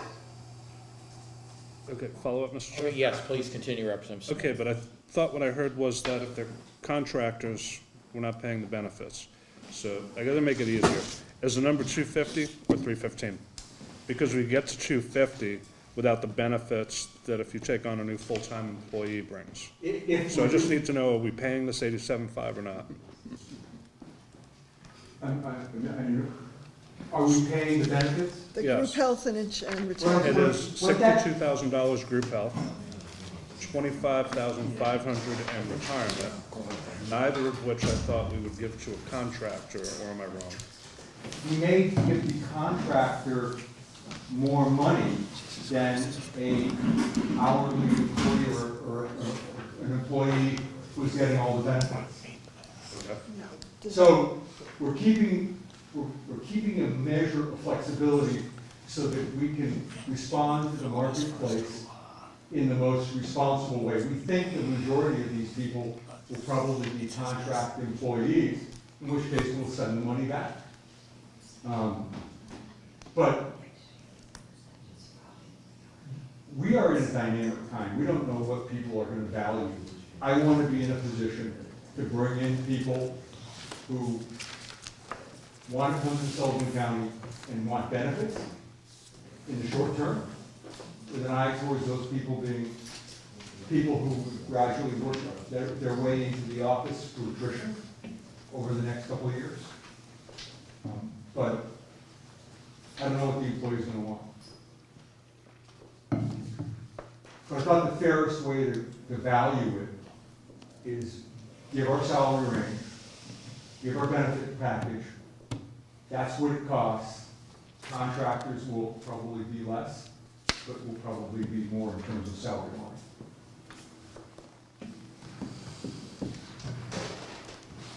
Did that answer your question? Yeah, but if you'll indulge me just one more, because it kind of opened a door there. So, yeah, I agree that you want to find people that do want to stay in the county. So they come on as a contractor. You offer them premium pay because they're not getting $21,000 of group health insurance. And they decide to stay. You're going to lower their salary and then give them the benefits? We're not going to do stupid, okay? Right now is a time where you may have to do, I think that would be foolish. To look at somebody and say, hey, listen, we're gonna overpay you, and then you're gonna come across and do a lateral transfer, and then you're gonna get $20,000 worth of benefits on top of that. That's nothing that I would support. Okay, thank you. Representative Austin. But I think you may have to pay more than market rates Okay, someone else. right now. Commissioner Nelson, you want to help the Yeah, I county? mean, this is, Attorney Hathaway says this is a 2-year COVID caused problem. I don't wanna see it showing up on the budget in another year. If you folks choose to do this, I would hope you do it all with the COVID money. But I don't wanna see it on the budget in another year. And you can appropriate the money for 2 years from the COVID pot. But I don't wanna look at it in the budget in another year. Thank you, Commissioner Nelson, for that clarification. Yes, Representative Stapleton, followed by Representative Rollins. So the 336 high-end gets you through until the next budget? Yeah, Okay. that's 1 year, that's 1 year. And then we would have to put that Look at it into the again. budget for Yeah. the next year. Okay, Representative Rollins, please, next year. Yeah, between not having trials, all right, last year because of COVID, and also, with no bail for people that are arrested, whatever, what has the impact been with those people on the street in Sullivan County? Can you tell me what a percentage is, or? Well, I can tell you right now that a significant percentage of people on exam, a significant percentage of the cases that we file has language that says out on bail. In other words, we've had people who have 4 or 5 deep convictions or sentencing, complaints filed, out on bail, out on bail, out on bail, and finally they get resolved. A big part of our population right now is criminals committing new offenses out on bail. The system has not yet re-engaged with those individuals. I don't know what that's gonna look like 6 months from now. But I have to believe that if we start engaging on bail, we're gonna see a drop in the frequency in which we see new criminal behavior. And one of the real negative impacts that we've had is drug enforcement has really been tempered due to COVID. The drug task force was largely inoperable for significant parts of the COVID time period. They just didn't go out. We have a heavier load of more serious drugs than we've ever had in this community. And we need to start working at that. And we need to start working people through the Trails program, working them through pretrial services. We're just starting that right now. And the defense bar is not at all enthusiastic about that. The offender population is not all enthusiastic about that. That's why we're gonna have to try cases. We're gonna have to try cases and establish a pattern of successful prosecution, meaningful sentences after that, in order to build a measure of deterrence in the system. Okay, Representative Sullivan, followed by Representative Aaron. I'm glad the county manager's back, because he's been shaking his head, because we're doing the math and apparently we're getting it wrong, and I don't understand how or why. I understood at the outset that all of the ARPA money is accounted for on this sheet. Is that correct? It's a plan. Right, but if we approved all of this, it would be fully spent. Right, but if we change the number on any of the roads, it obviously has an impact on the amount that's left. But what you were saying to me was that there's plenty of money here to pay for 2 years' worth of this attorney plan. There is. I don't understand where it is. So it comes out of, If I can help, if it's we- all just gonna come at the expense of what's left over for the nursing home. yeah, that's where it'll come from. Representative Aaron, I think, had a question, followed by Whoa, Representative. I'm sorry, the question wasn't answered. I'm hearing some of my colleagues say that we would take it out of the nursing home designation. Yeah. Yeah, that's the project that gets changed up or down based on decisions that are made. Got it. Or Although the any others- one of the numbers below here. not the bottom line, any one of the lines below here. Okay, yeah, okay, go ahead, Representative Sullivan. What exactly are you asking us for? One position, attorney, full-time, 2 years. One office staff person, full-time, 2 years. One victim witness coordinator's position, site slotted right below my current victim witness coordinator, 2 years. How much? So what's the cost? How much? Maximum is the top number. We're gonna be careful with the county's money. What is that number? What is the number? $672,000. Well, some of this is startup money. Could you say that louder? I heard a number over here, but I couldn't hear. $336,000 times 700. But you don't buy phones twice. No. Those are single items. $700 1 year, chairs. you take out the other One at a stuff. time, please.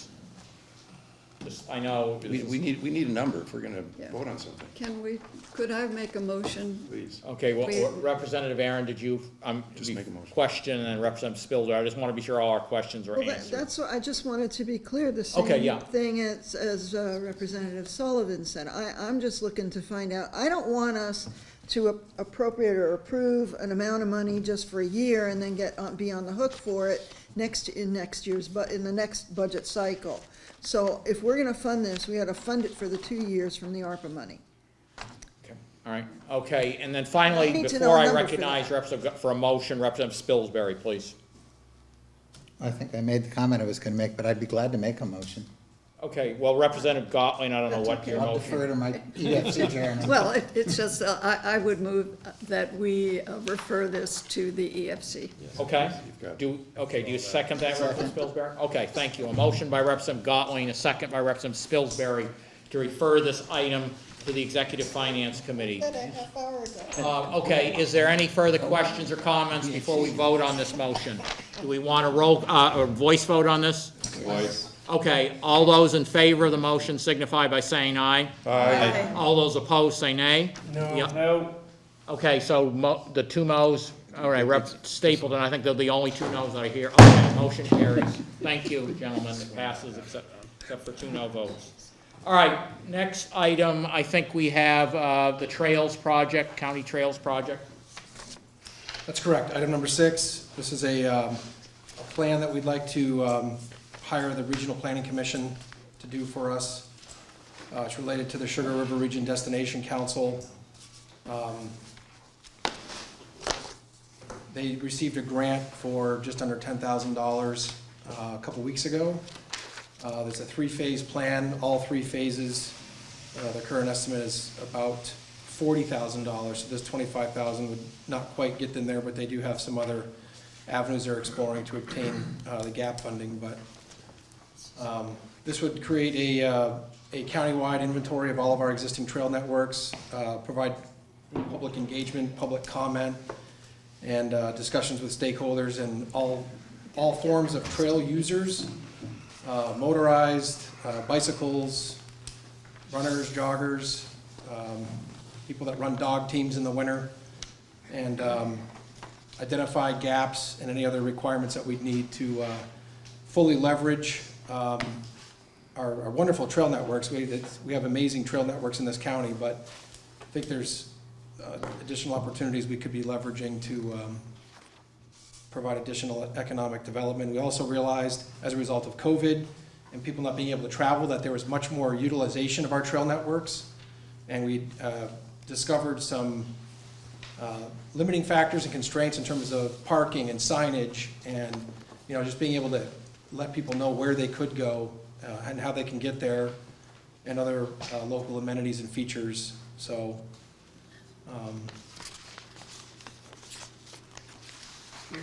Okay, is that it, Representative Curran? that's it. Okay, thank you very much. For questions on this item? Questions are, we want to entertain a motion? What sort of motion?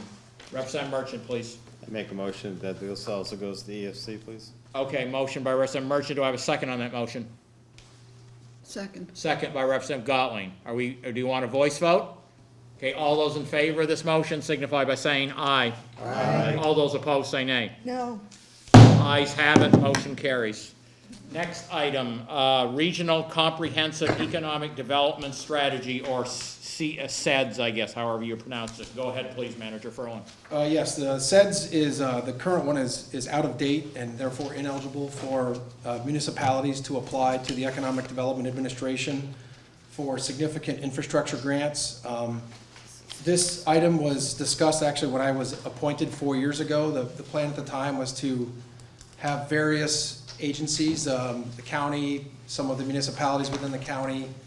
I can't remember all of the potential contributors, but it did not cover the cost of the study. The study was never done, and we have seen municipalities miss opportunities, quite frankly. And so, as part of the ARPA process, the Board of Commissioners received a letter from the Charlestown Select Board requesting $500,000 to support their quest for a drinking water infrastructure project, as well as for expansion of their broadband. So that request led us to think of other ways that we could support not just the town of Charlestown, but all the municipalities within the county. And we could very quickly spend all $8 million of our ARPA funding if we doled it out to the 15 municipalities. So we thought maybe a better way to help the municipalities help themselves was to just underwrite the funding of the CEDS. And once that's done, there will be literally millions of dollars available to the municipalities that need it and request it. In fact, I think Charlestown could get more than $500,000 from EDA for their drinking water project in particular. Additionally, last Thursday, I believe July 22nd, EDA released an announcement that they're getting $3 billion separately of the ARPA funding, and it's being doled out in separate categories. And again, having an up-to-date CEDS would, we think, facilitate successful applications through those grant programs. They didn't say that a current CEDS is required, because a lot of the fine print for each of those programs has not been published, but we just think that getting this done sooner rather than later would be a good thing for this area. I should point out, so it's the entire county minus Langdon. Langdon is covered by the Southwest Regional Planning Commission. Their CEDS is up to date. We also include the municipalities of New London, Newbury, and Wilmot. So Grafton County's CEDS is up to date. Cheshire's in the Southwest is up to date. Ours is about 10 years out of date. The RPC thinks they could have this done by the end of the calendar year, and it would set all these municipalities up for the ability to apply for and receive these funds next year. Okay, thank you. Questions? Yeah, Representative Gottlieb, please. Will New London, Newbury, and Wilmot or Merrimack County contribute to this cost? I had a conversation with Megan Butts, the RPC Executive Director. I think it's a reasonable request. My thought is they should. I don't know if they will. I know I can't compel them to. I think through the RPC. I think the RPC is probably in a better position to make that ask. Okay, all right, thank you. Further questions on this item? Further, all right. Question, is this just for 40,000, Manager Furlan? That would be our contribution. They actually think that the CEDS plan is going to cost more than that, but they do have a plan to obtain matching funds. Okay, this would be only the counties. I just want to be clear before we vote on or take any action on this. All right? Mr. Chair? Yes, Representative Merchant, please. Follow up on that.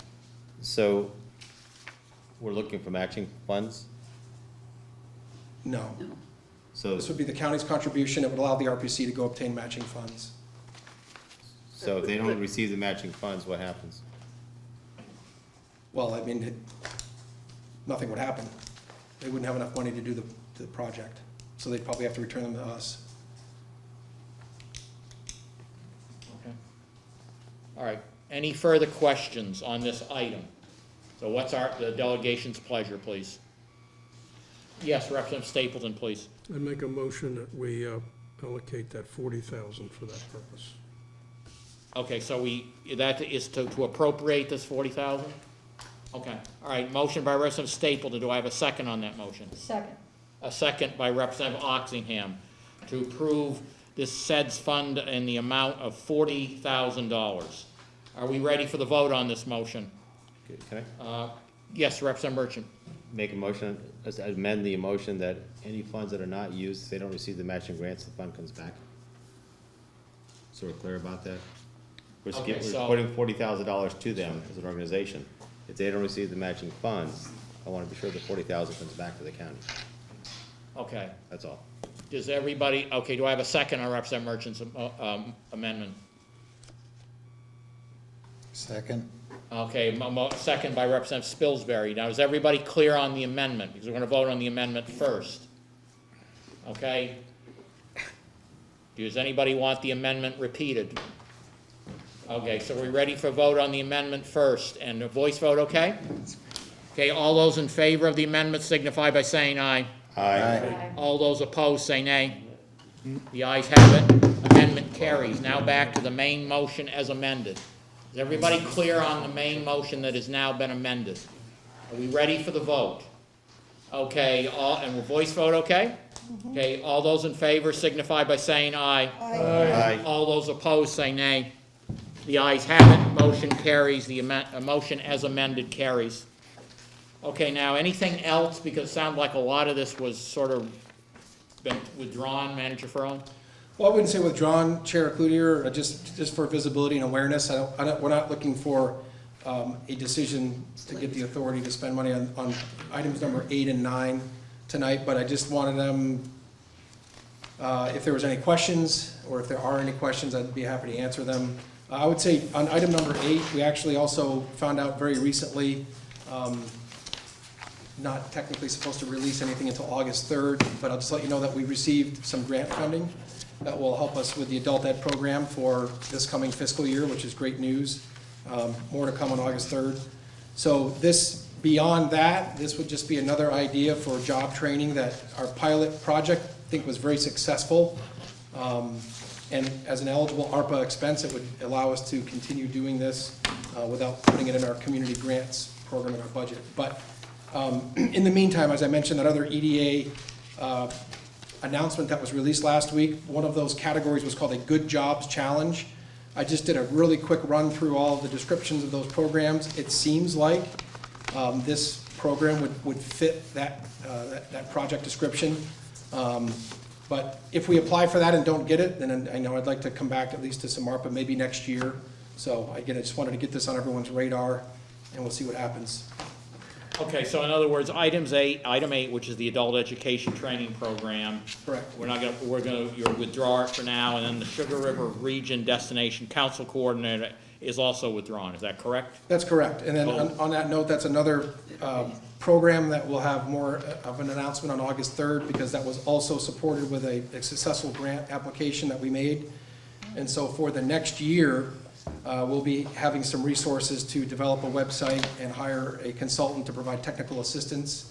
Beyond that, I think that's when the appropriate time would be to potentially consider hiring a part-time coordinator to manage all the activities of the Destination Council. So again, don't need it now. We've got a lot of work to do in the next year, and we got grant funding in order to do it.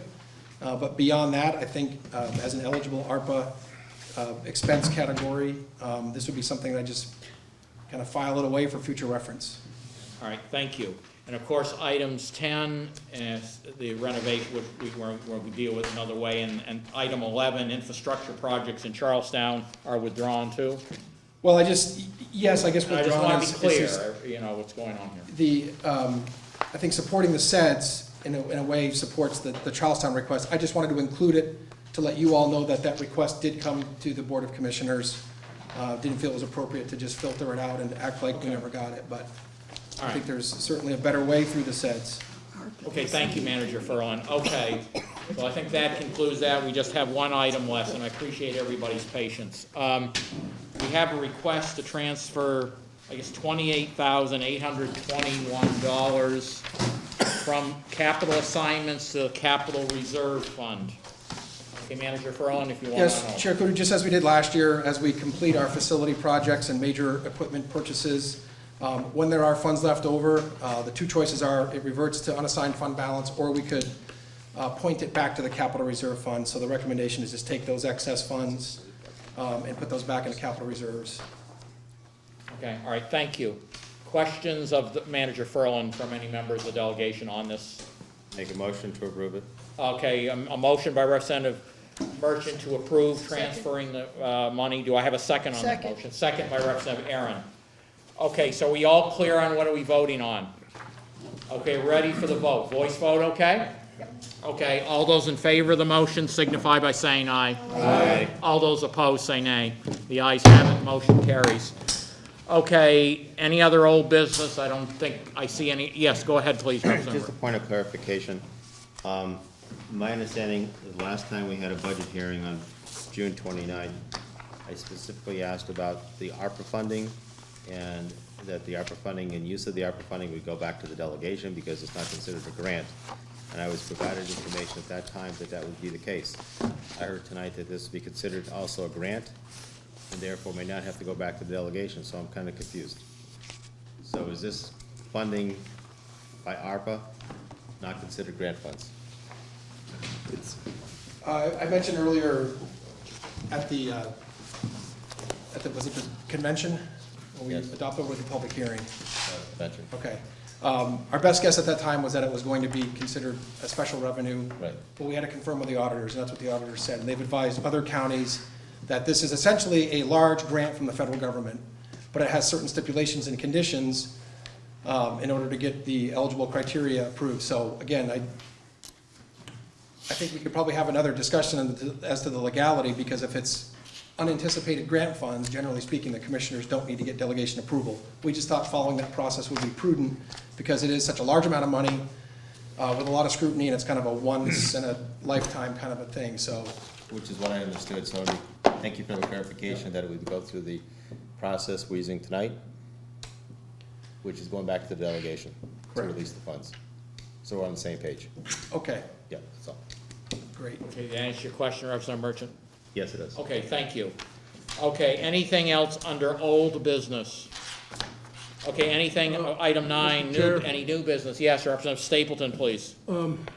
Because we're sending the request to the EFC, how soon is EFC gonna act on those, county attorney Hathaway has described what is, amounts to a horror show that's worsening by the day, if not by the minute.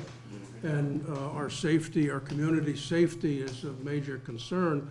This should be a matter of timely consideration with the EFC.